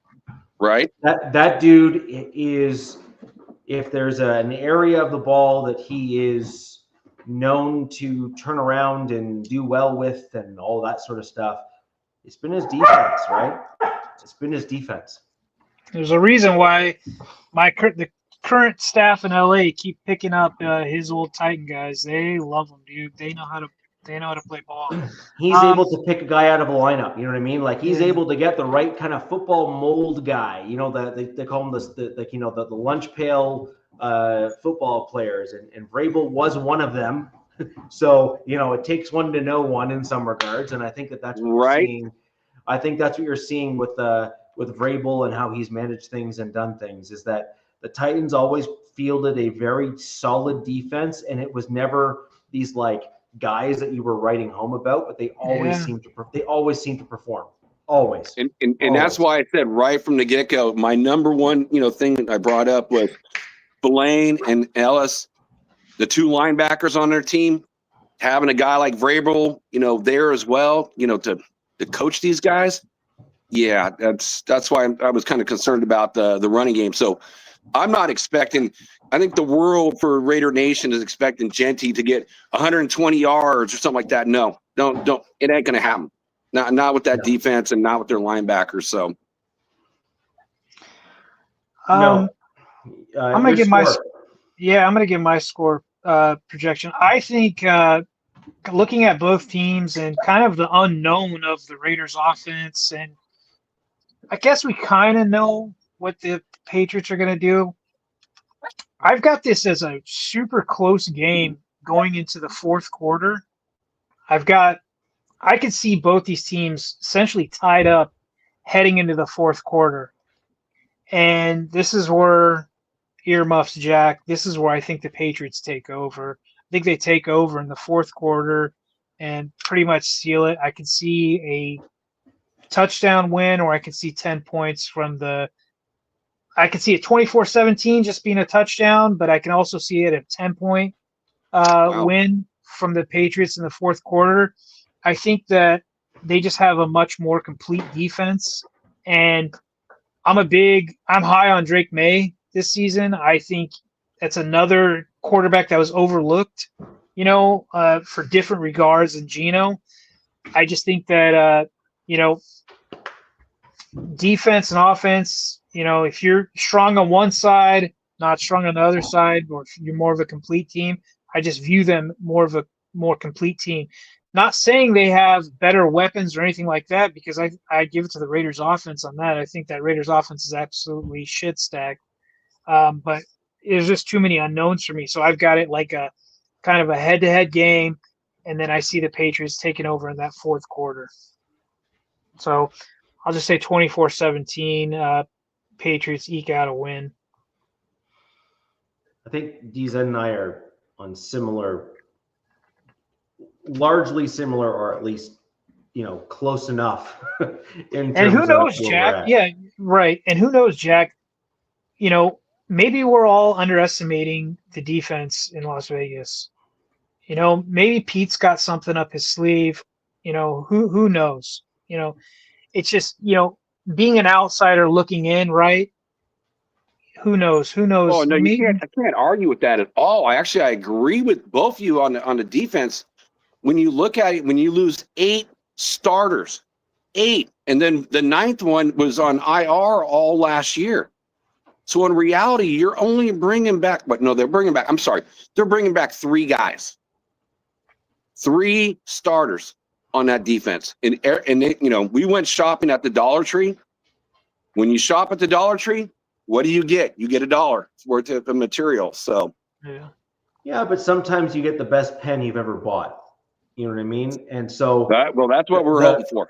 Look, the ultimate point is this, Jack, and trust me, I say this because I've been where the Raiders are right now as a team, and you hope that you're now on the upswing with some, we'll call it more sound football decisions that are seemingly being made by your team, which is this, and then we'll get to Raider Shield there with his super, and then I'll take off with my Denver Broncos stuff. But the long and the short of it is this: your team was dead last in the division last year.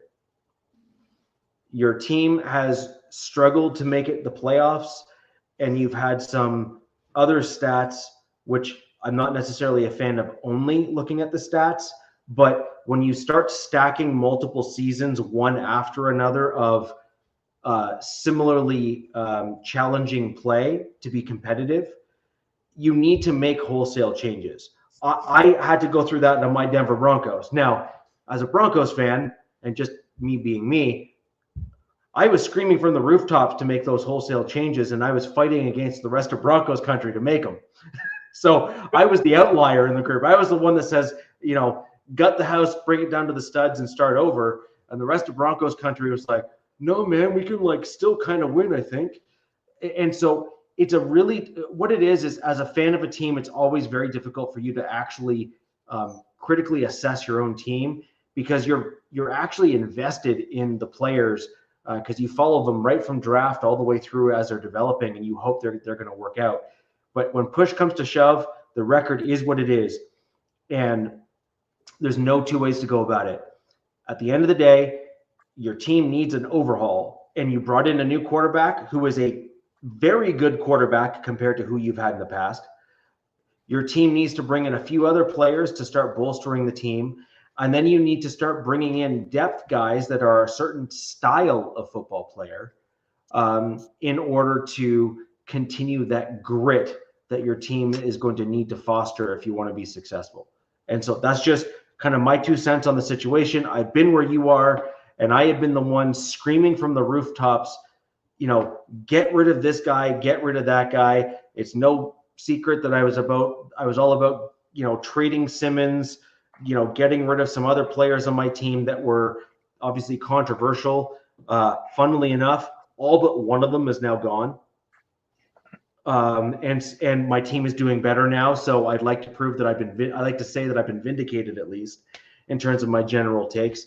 But at the end of the day, if your team is not doing well, a lot of the times it's the players that you would like to think are not the problem. Sometimes they very much are, and you need to get rid of them. Well, it's not about getting rid of players, because they got rid of everybody. It's about just bringing players in right now. It's like, if I would like to see Jabril Peppers, again, from New England, who's just let go, he would be their best cover safety on the entire squad if they brought him in. That's debatable. That's debatable. Well, that's the whole thing, DZ, because that just tells you how bad the coverage is going to be on the back end, and that's what makes me so nervous this season. Jack, let's wait and see, man. Let's see what happens week 1. Yeah. You could be just like me, pessimistic as all hell going into week 1, but you never know. You gonna read Shields? Yep. Keys to the Raiders game: push the run game hard. PA is to be a priority. Brock moves Spillane out of the box easily. And last but not least, got to be careful on year 2 quarterbacks, DZ. Let's talk about the sophomore slump. Yeah. He's got a point. He's got a point with Drake. We'll see. I agree on the last part that is sometimes an issue. However, I'm not sure it's held as much water in recency bias with the last 2 or 3 drafts. I mean, CJ kind of had a down year, but still ended up whooping our ass in the playoffs. He had a down year and made the playoffs. If like Yeah. most teams that have a quarterback with a down year and make the playoffs in year 2 are going to be like, okay, like no Sacktown. I'm being realistic of what I think, again, has been a weakness. And again, we have not seen a game with our starters just based off of preseason. So that's what I'm basing, what I'm talking about right now is what I've seen in the preseason. It can be totally different. We're running all new stuff. So who knows until we see the game? But it's like, I feel like for as bad as the Raiders have been for quite a while, I kind of feel like you got to prove me right. Prove me that you can do it, and then I give you the credit for it versus going out there saying, "Oh, you're this, you're that," and then you flounder on it. I agree, so Jack. I've taught you well. I've taught you well. Hey, Nabman, what do you mean by PA? PA is a priority. Pass attack? Could be. Yeah, that's what I interpret it as pass attack. Okay. And I agree with that.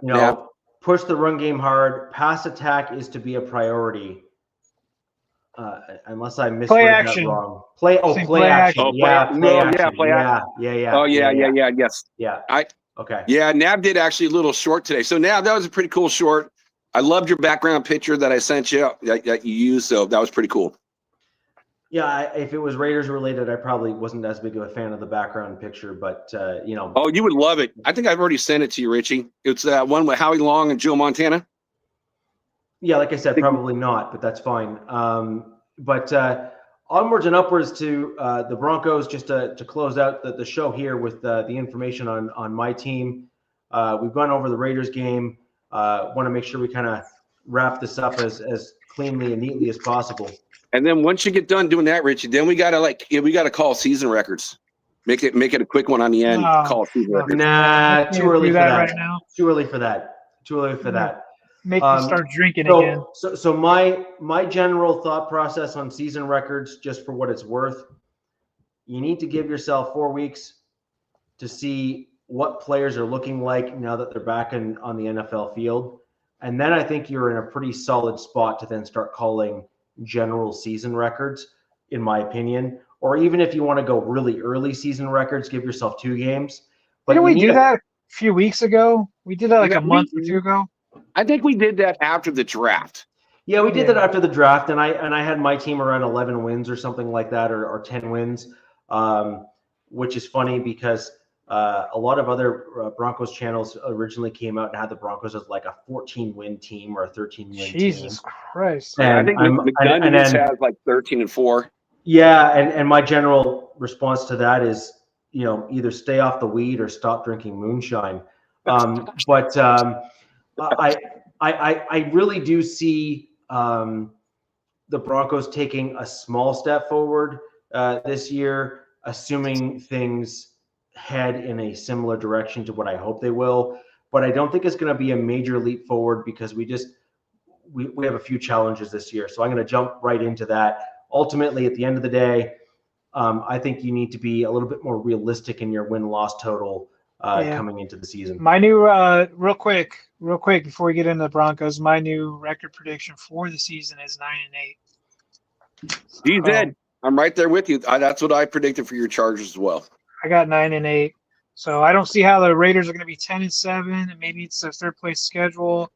And if the Broncos are 14-3, well, that's going to be mighty impressive. But I got 9-8 right now. I actually have adjusted my win total probably to potentially 12 wins just because I think with the injuries to the Chargers that puts us in a slightly better position. I saw the Chargers with a way better roster with your tackles and stuff coming into this with your run game. And I thought that at least running to the outside would be super problematic. Unless you guys make adjustments, I think that there's an opportunity there. But I'll wait and see where my Broncos land because I have some major concerns, and I'm going to jump right into them for this game against the Titans. So, number one, my offensive line scheme has changed. 11-8. Dude, how many games do you think there are in a season? The math isn't mathing. Yeah, math ain't math and fearless. Ray and fearless. 17 games in a season. Redo the math. Good. Thank you. Hey, and Richie, just to say, I agree with you too. I had your team winning 12. I agree with what both of you got. So I just have my offensive line prediction here, which is my number one issue, concern, however you want to word it. Freaking shut up, dogs. Anyways, we got offensive line. Number one, change in scheme. We are shifting to an outside zone blocking scheme.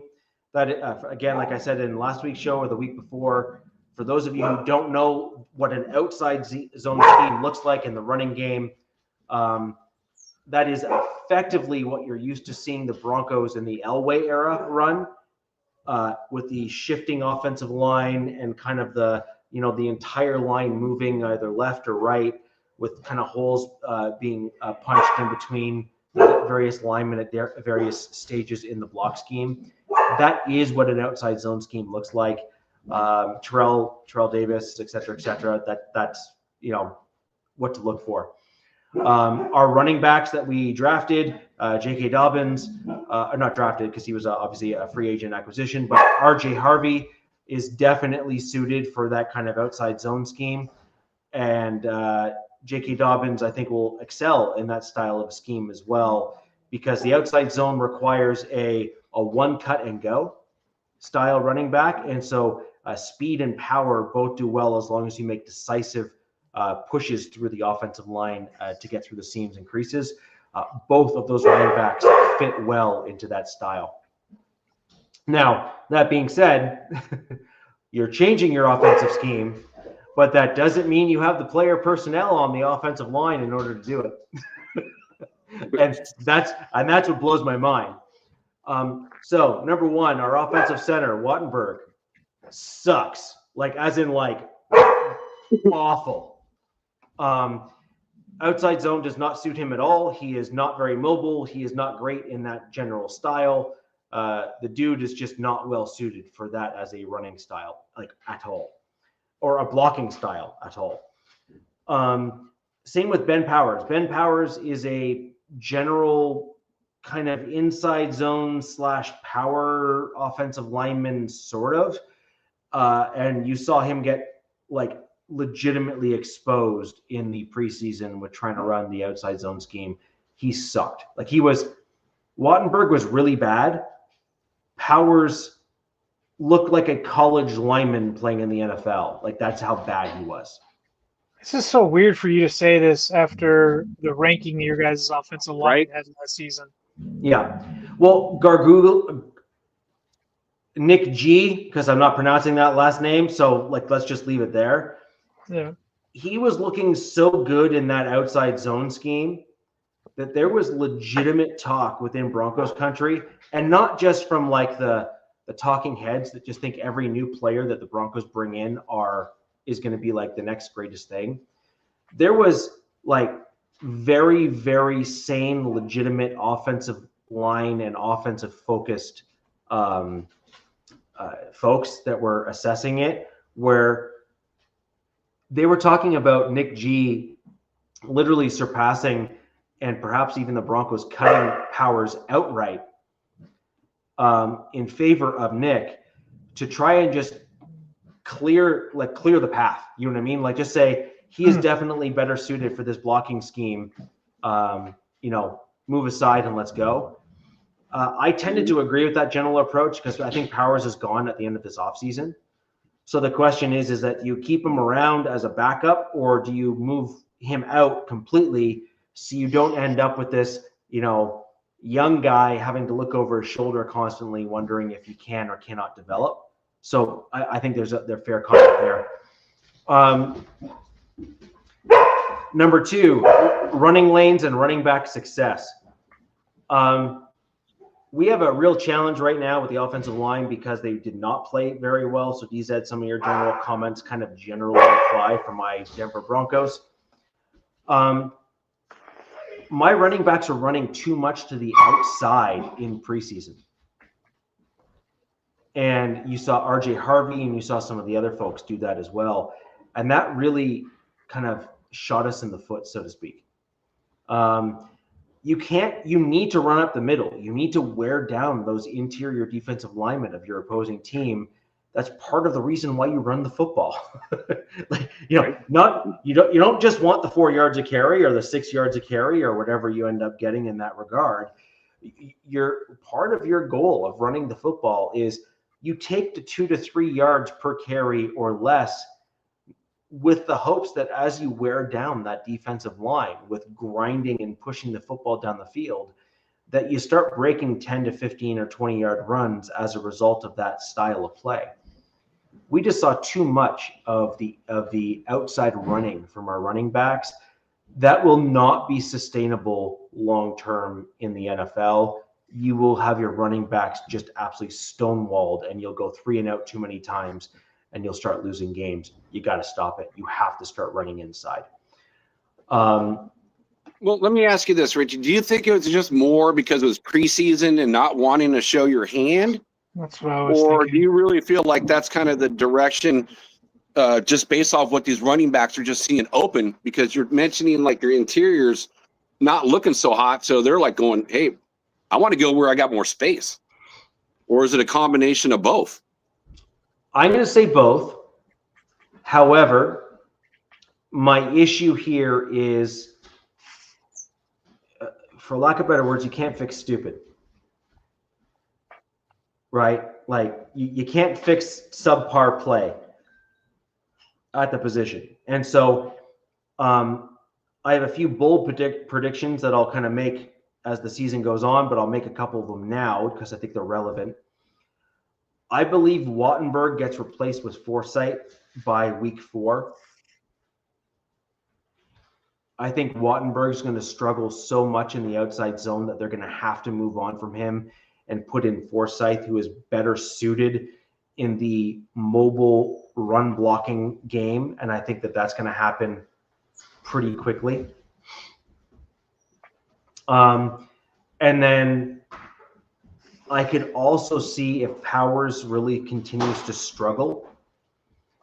I could see Palczewski. He's a tackle that I've mentioned a few times on the show before. He was my Denver Broncos swing tackle. Played right tackle. And ultimately, he is looking to be an incredible guard at the NFL. He played really well in preseason in the guards position when he was shifted there. And I could see him shifting into guard and correcting some of these challenges. So do I think we're going to see changes on my offensive line for my Denver Broncos? I do. I really think that we're going to see some changes. I think Nick G had the inside track to replacing Ben Powers, but I think Palczewski is probably going to be moved into his place. I think ultimately Forsythe will then replace Wattenberg. And I think from that point on, our run game will start looking better. For right now, I think they have a lot of veterans. They have a certain run it back mentality, right? With all these guys played together before, so we want to keep the band together. But at some point, you know, a good analogy might be if you're a rock band and change to country, you know, that rock guitarist or bassist may not be the best fit for your new band style. And so I think you know, you have to reassess accordingly, if you know what I mean, right? So I think that makes some sense. And then another thing that it's not concerned about, because I actually like my inside linebacker group, but it's just a general question. I made it quite clear that I actually really like the guys we have on the team. I believe, bold prediction here, you've heard it here first, I believe Dre Greenlaw will not suit up. For game 1? I don't think he'll suit up at all. I don't think he'll even be there for game 1 whatsoever. Parks and Rec. It's a great show. Never seen I- it. I'll take your word for it, though. It's a good show. Hey, say it again, Richie. Like I lost you guys for half a second. You said Greenlaw's not going to suit up for game 1? My prediction is that he will not suit up for game 1. Yeah, My prediction is that, from what I can tell, he's continued to struggle with his injury. I think that it's a risk that's not worth taking. Yep. And I think that with Corinne Reed coming up as like an unforeseen superstar potentially, I have 2 predictions actually. Number 1, I think we outright cut Drew Sanders by the time he's ready to come back from short-term IR. That's a possibility, especially the way you've been. Yeah, I think we just outright cut him. I think we're just like, thanks, bye, right? And then what you said about Greenlaw makes sense as well. Mhm. And especially who you guys' opponent is week 1. Like, no offense to the Titans. Like, I mean, Pollard, I'm a big believer in Cam Ward. I think that guy's going to be great, but I just don't think they have the firepower to match with your guys' defense, even without a Greenlaw, and especially to keep up with your guys' offense as well. So it would be smart to hold him out if he's not 100, because you don't want that lingering that whole season when you're going to need him. Facts. You know, especially what your guys' fan base thinks what the Broncos are going to be, on track for, potentially taking the crown for the AFC, Super Bowl, whatever. Yeah, I would be cautious with him, because he's a guy when he's healthy, man. Yeah, he's a player. It makes sense. I love how Richie's trying to tell his dogs, quiet, shh, stop fighting, I knock it off. do the same thing. Since I'm outside, anybody that drives by, my dogs go nuts. Same with mine. Luckily, they're upstairs with their moms. Hey, Richie, we can't hear you. I know I had to mute because there's something in my backyard that is weird.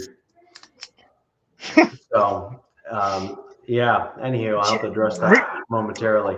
Richie, now football. Can your dogs smell like? I swear. I mean, I'm sure other people have dogs. I have a hound. He'll be in the bedroom, and like last week, he will smell of effing deer 2 acres away in our property. He will smell them and jump out of the bed.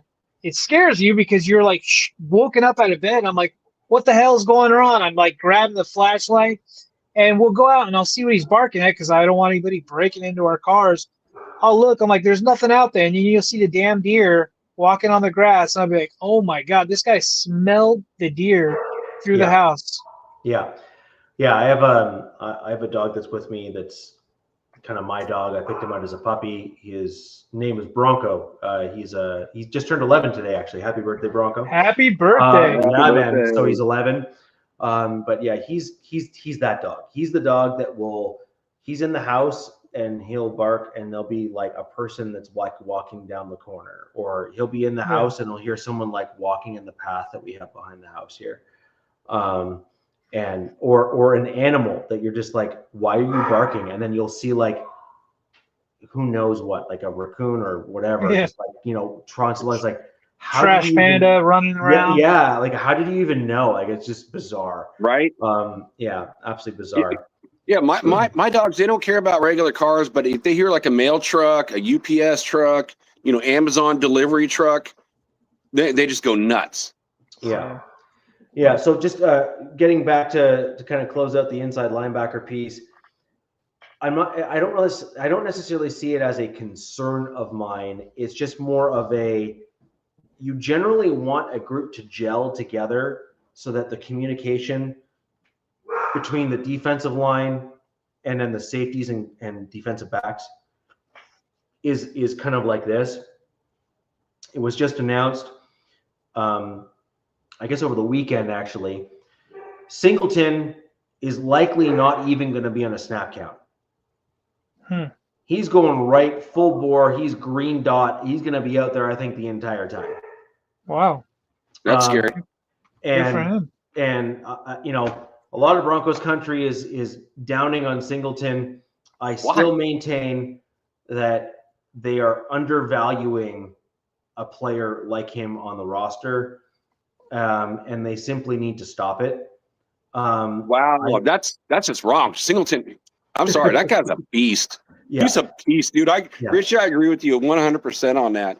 Yeah, and then in addition to that, you have in some regards today, in my opinion, an embarrassment of riches at the inside linebacker position, given the fact that you were able to sign a UDFA to the roster that is a starting inside backer on a reasonable number of other teams, and then bring a guy to the practice squad in Jordan Turner, who is maybe a second guy as like the second deep in most other teams. And he's on your practice squad. So, I mean, that's a nice problem to have. Right. It really is. And so my prediction just for this game in particular, I believe that my Broncos are going to be calling up one of Lavelle Bailey or Jordan Turner from our inside linebackers from the practice squad as a game day call up. I also predict that my Broncos are going to be also calling up Adam Prentice.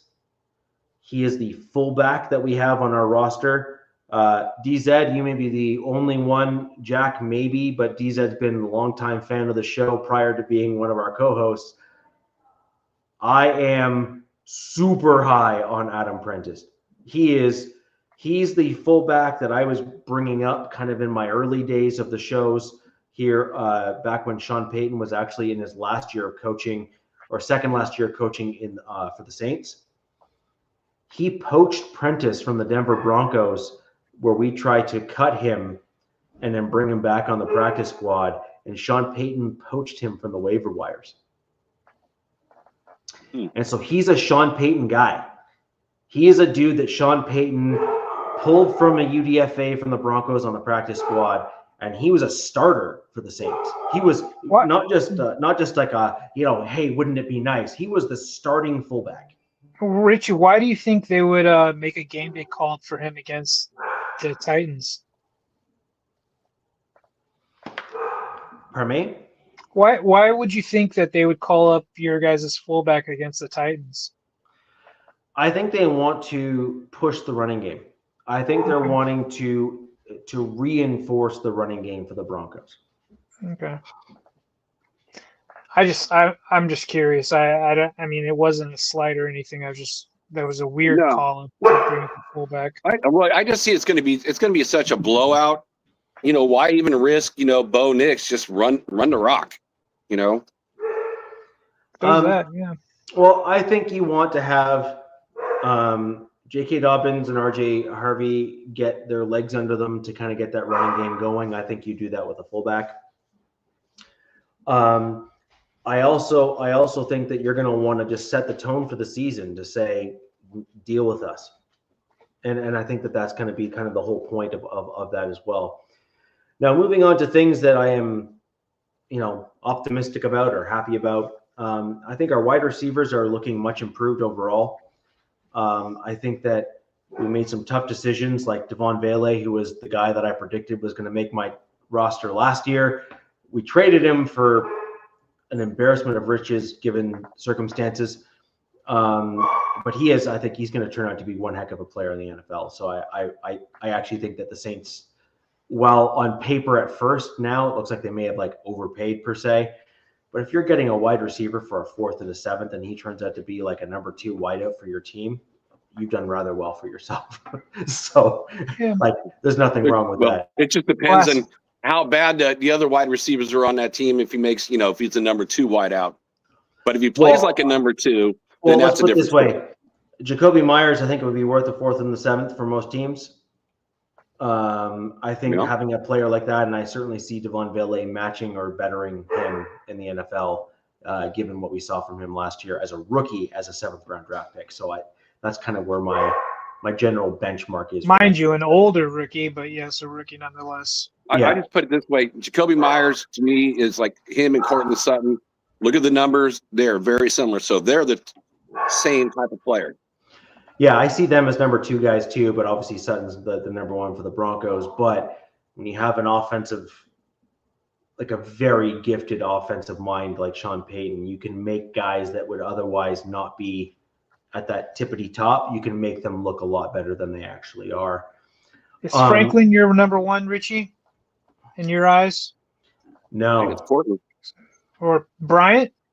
I don't think we have one on our team. I think that we're a team of Twos. really good twos, right? You Like have- really yeah, that's- good twos. Yeah. I mean, I would still say Sutton's your guys' number one, but I get what you're kind of alluding to.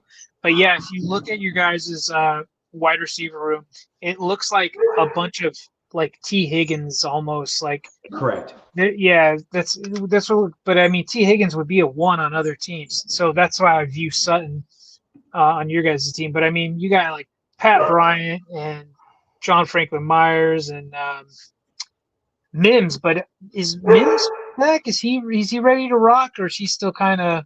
Yeah, that's what I figured. Yeah, and then Bo Nix, I just think he has a lot of short passing game weapons, which acts as a great extension to the running game and then also opens up passing lanes. I think Bo Nix has shown the ability to read the field, think strategically. He's willing to take what the teams give him, that sort of thing. So I do think that that's a strength for me in terms of the Broncos. So we're able to kind of do more with less as a result of having short passing games like that. And then last but not least, I just have the defense, generally speaking. It didn't really play out that way where it wasn't glaring, but the defense played really well even in the preseason, even deep into games where we were playing our 2s, 3s, and 4s. The Broncos defense has got some absolute just ridiculous depth on it. Like it really is. And Looks that way. Yeah, right. And, so much so I still maintain my original thought, and I only say this now. I want to trade Nick Benito for draft picks. I want it back on the record. I can't bring myself to justify a 40-some-odd million contract for him. I realize other teams might, and that's fine. That's great. Nick Benito is a gifted pass rusher, but he is limited in what he can do. Jonah Ellis has already proven to be a better rounded player, as in run and pass rush, whereas Nick Benito is a very good pass rusher, but not great against the run. And so when you're looking at a well-rounded guy and someone that you want to look at and whatnot, you're looking for the guy that can actually do both. Are you are you one of the on that train, like let's wait and see what Benito does this season, or are you also, because this is a contract year as well, isn't it, for Benito? Yeah, I'm more of a mid-season trade guy. If you see Ellis killing it, Benito doing well, but not as well as he did last year, try to get yourself a first and a second or 2 firsts and then move on. That's kind of where I'm generally at. Okay. But otherwise, I'm all for tag and trade. You know what I mean? Like keep your resource, but then get something for it, sort of thing. The earlier you do it, the more you're going to get. Yeah. So, anyways, that's just my general thought on that. My score prediction for this game: the Broncos typically did quite well against teams that we should have beat last year. I do expect that we're going to do more of the same. I think that's fair. I'm not going to give some stupid prediction like some other folks might, which is like 60-3, man. I think that's kind of dumb. I think that early NFL, you're going to see offenses typically start slow. I don't think you're going to see them do, all the things you would like to see them do. If my Broncos do bring in the fullback like I would like them to and kind of lean in that direction, I think that will bolster the team and better our chances for a good offensive performance. My general score prediction here is going to be somewhere in the vicinity of, I'm going to say 33-13. Jesus, you just caught. I literally, right before you said that, I wrote down my score prediction, and it's extremely similar. Yeah. I'm pretty close too. I've got you guys taking it 30-14, and I've got it with your defense with 2 interceptions and maybe 1 pick six. That's where I got my score from. I believe there's a pick Yeah. six in this game from the defense, perhaps even 2, depending on how the game plays out. I suspect a lot more of the same, plus some progression from the depth on the team, because I think the depth on the defensive line is going to surprise the Titans in this game, which I think is going to be the actual difference. Yeah, man. Man, that's crazy. I totally agree exactly with what both you guys just said. I mean, I can see the defense getting a pick six and maybe getting another turnover that turns into a field goal or something like that. So 10 points for the defense. Set them up for a score. And you don't have to do a ton on the offense against the Titans defense. I mean, we're talking the worst team in the NFL last year, playing against probably right now one of the best teams in the NFL. I don't even know how the NFL put this on the schedule. I mean, it shouldn't even be there. But I'm right there with you guys. I have it 28-13. So when you said it's not a high scoring game, and Richie, you said 33, and DZ, you said 30. I was like going, wow, am I like calling this way too high at 28?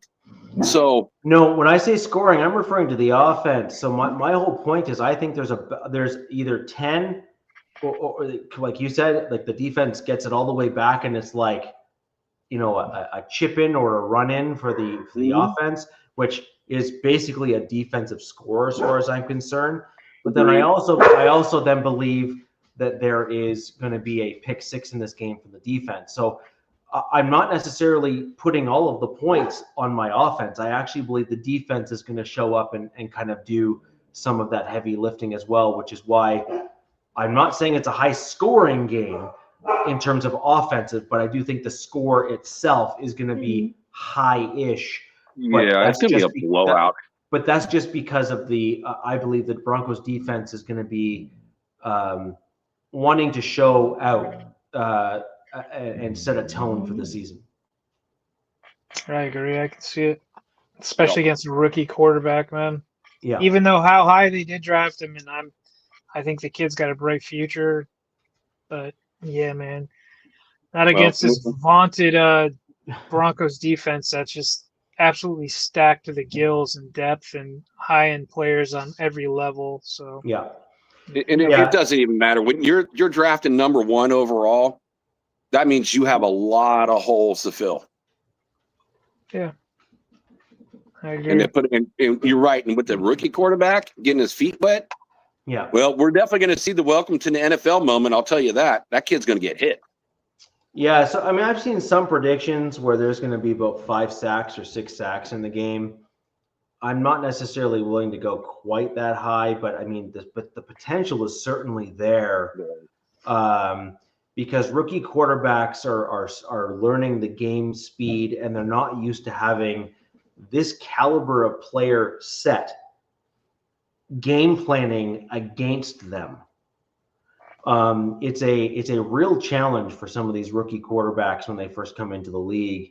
And there's definitely the potential where, I mean, between Benito, Cooper, Ellis, just as a starting trio and the pass rushing kind of side for my Denver Broncos, and then adding Q Robinson into that mix, and then Tillman, who also was no slouch based on his progression as well.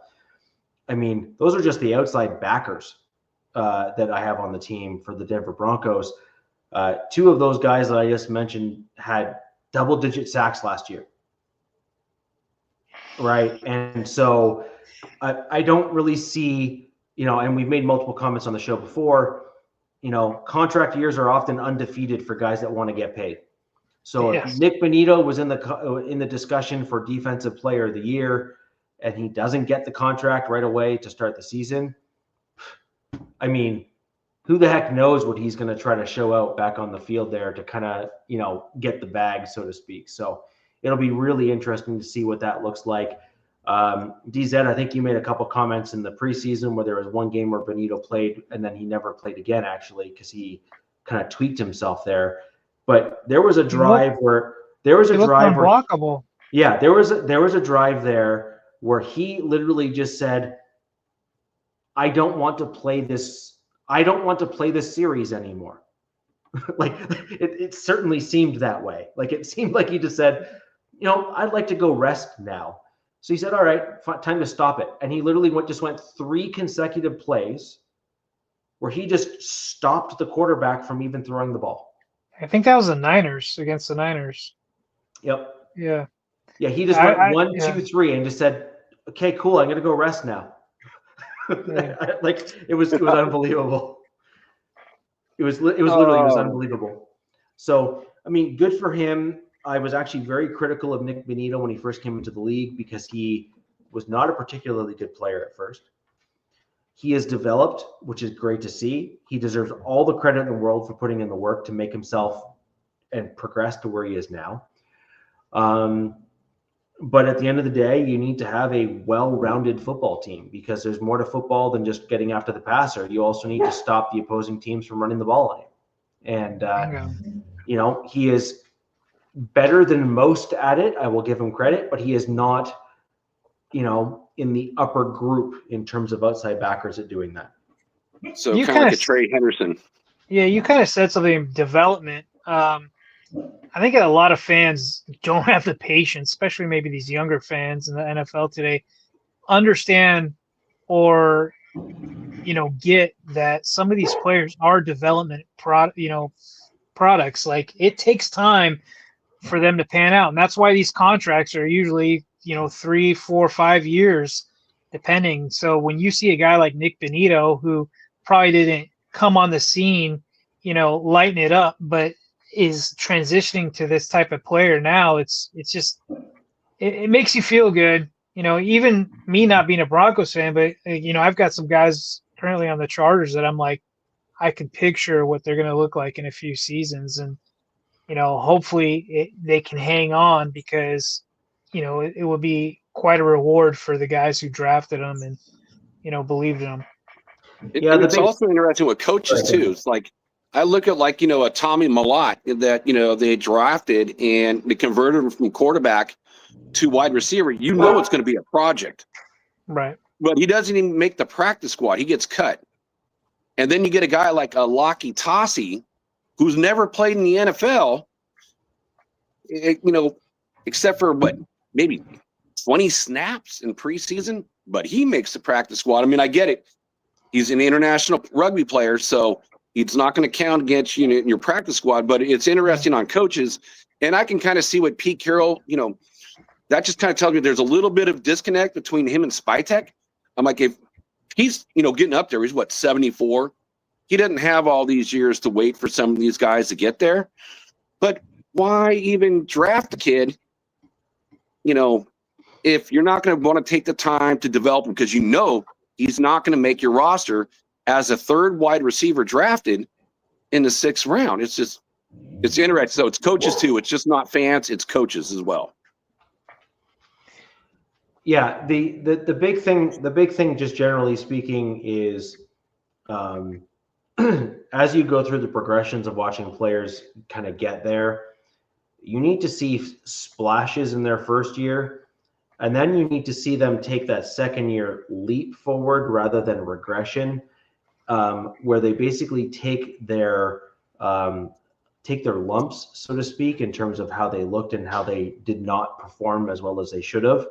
And rather than take that as a woe is me moment, they take that as an opportunity to do better and to focus and improve on the top 1 to 3 things that they did wrong and then really flip that script. The best players that you see progress in that regard do exactly that. They take those things and they level up each and every year as they go through. Aaron Donald is a good example of a guy like that. I would argue Von Miller is an example of a guy like that.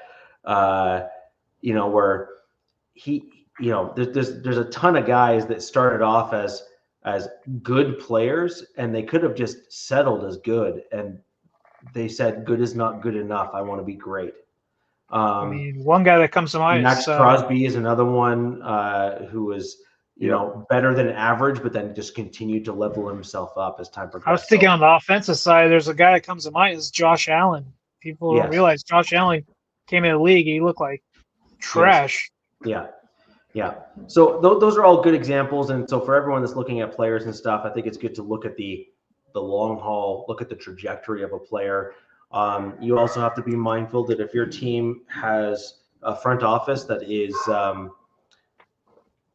not particularly bright and likes to make really dumb decisions, you're going to be in a perpetual problem because they're going to be drafting guys either based on name or based on flash, as opposed to a scheme fit and personality traits that make sense for a football roster, especially what your head coach is looking for. So you need to basically hope that your front office is targeted in how they approach things and go from there.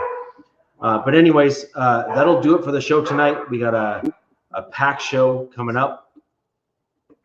I want to leave it off with this, since you guys, picked out your records, even though we said we're not going to do that. So again, Rich, I agree with you. You're 12-5. DZ, I got you at 9-8. Might change next week. You never know. And you're right. I got KC at 11-6, and I got my Raiders at 8-9. Yeah, I think the division is going to be maybe a little higher than that overall, just depending on where injuries land by the middle of the season. I'm not willing to lock in on that. I need to see where my team looks like in the first, say, 2 games at least to kind of really gauge things a little bit, to kind of see if there's progression.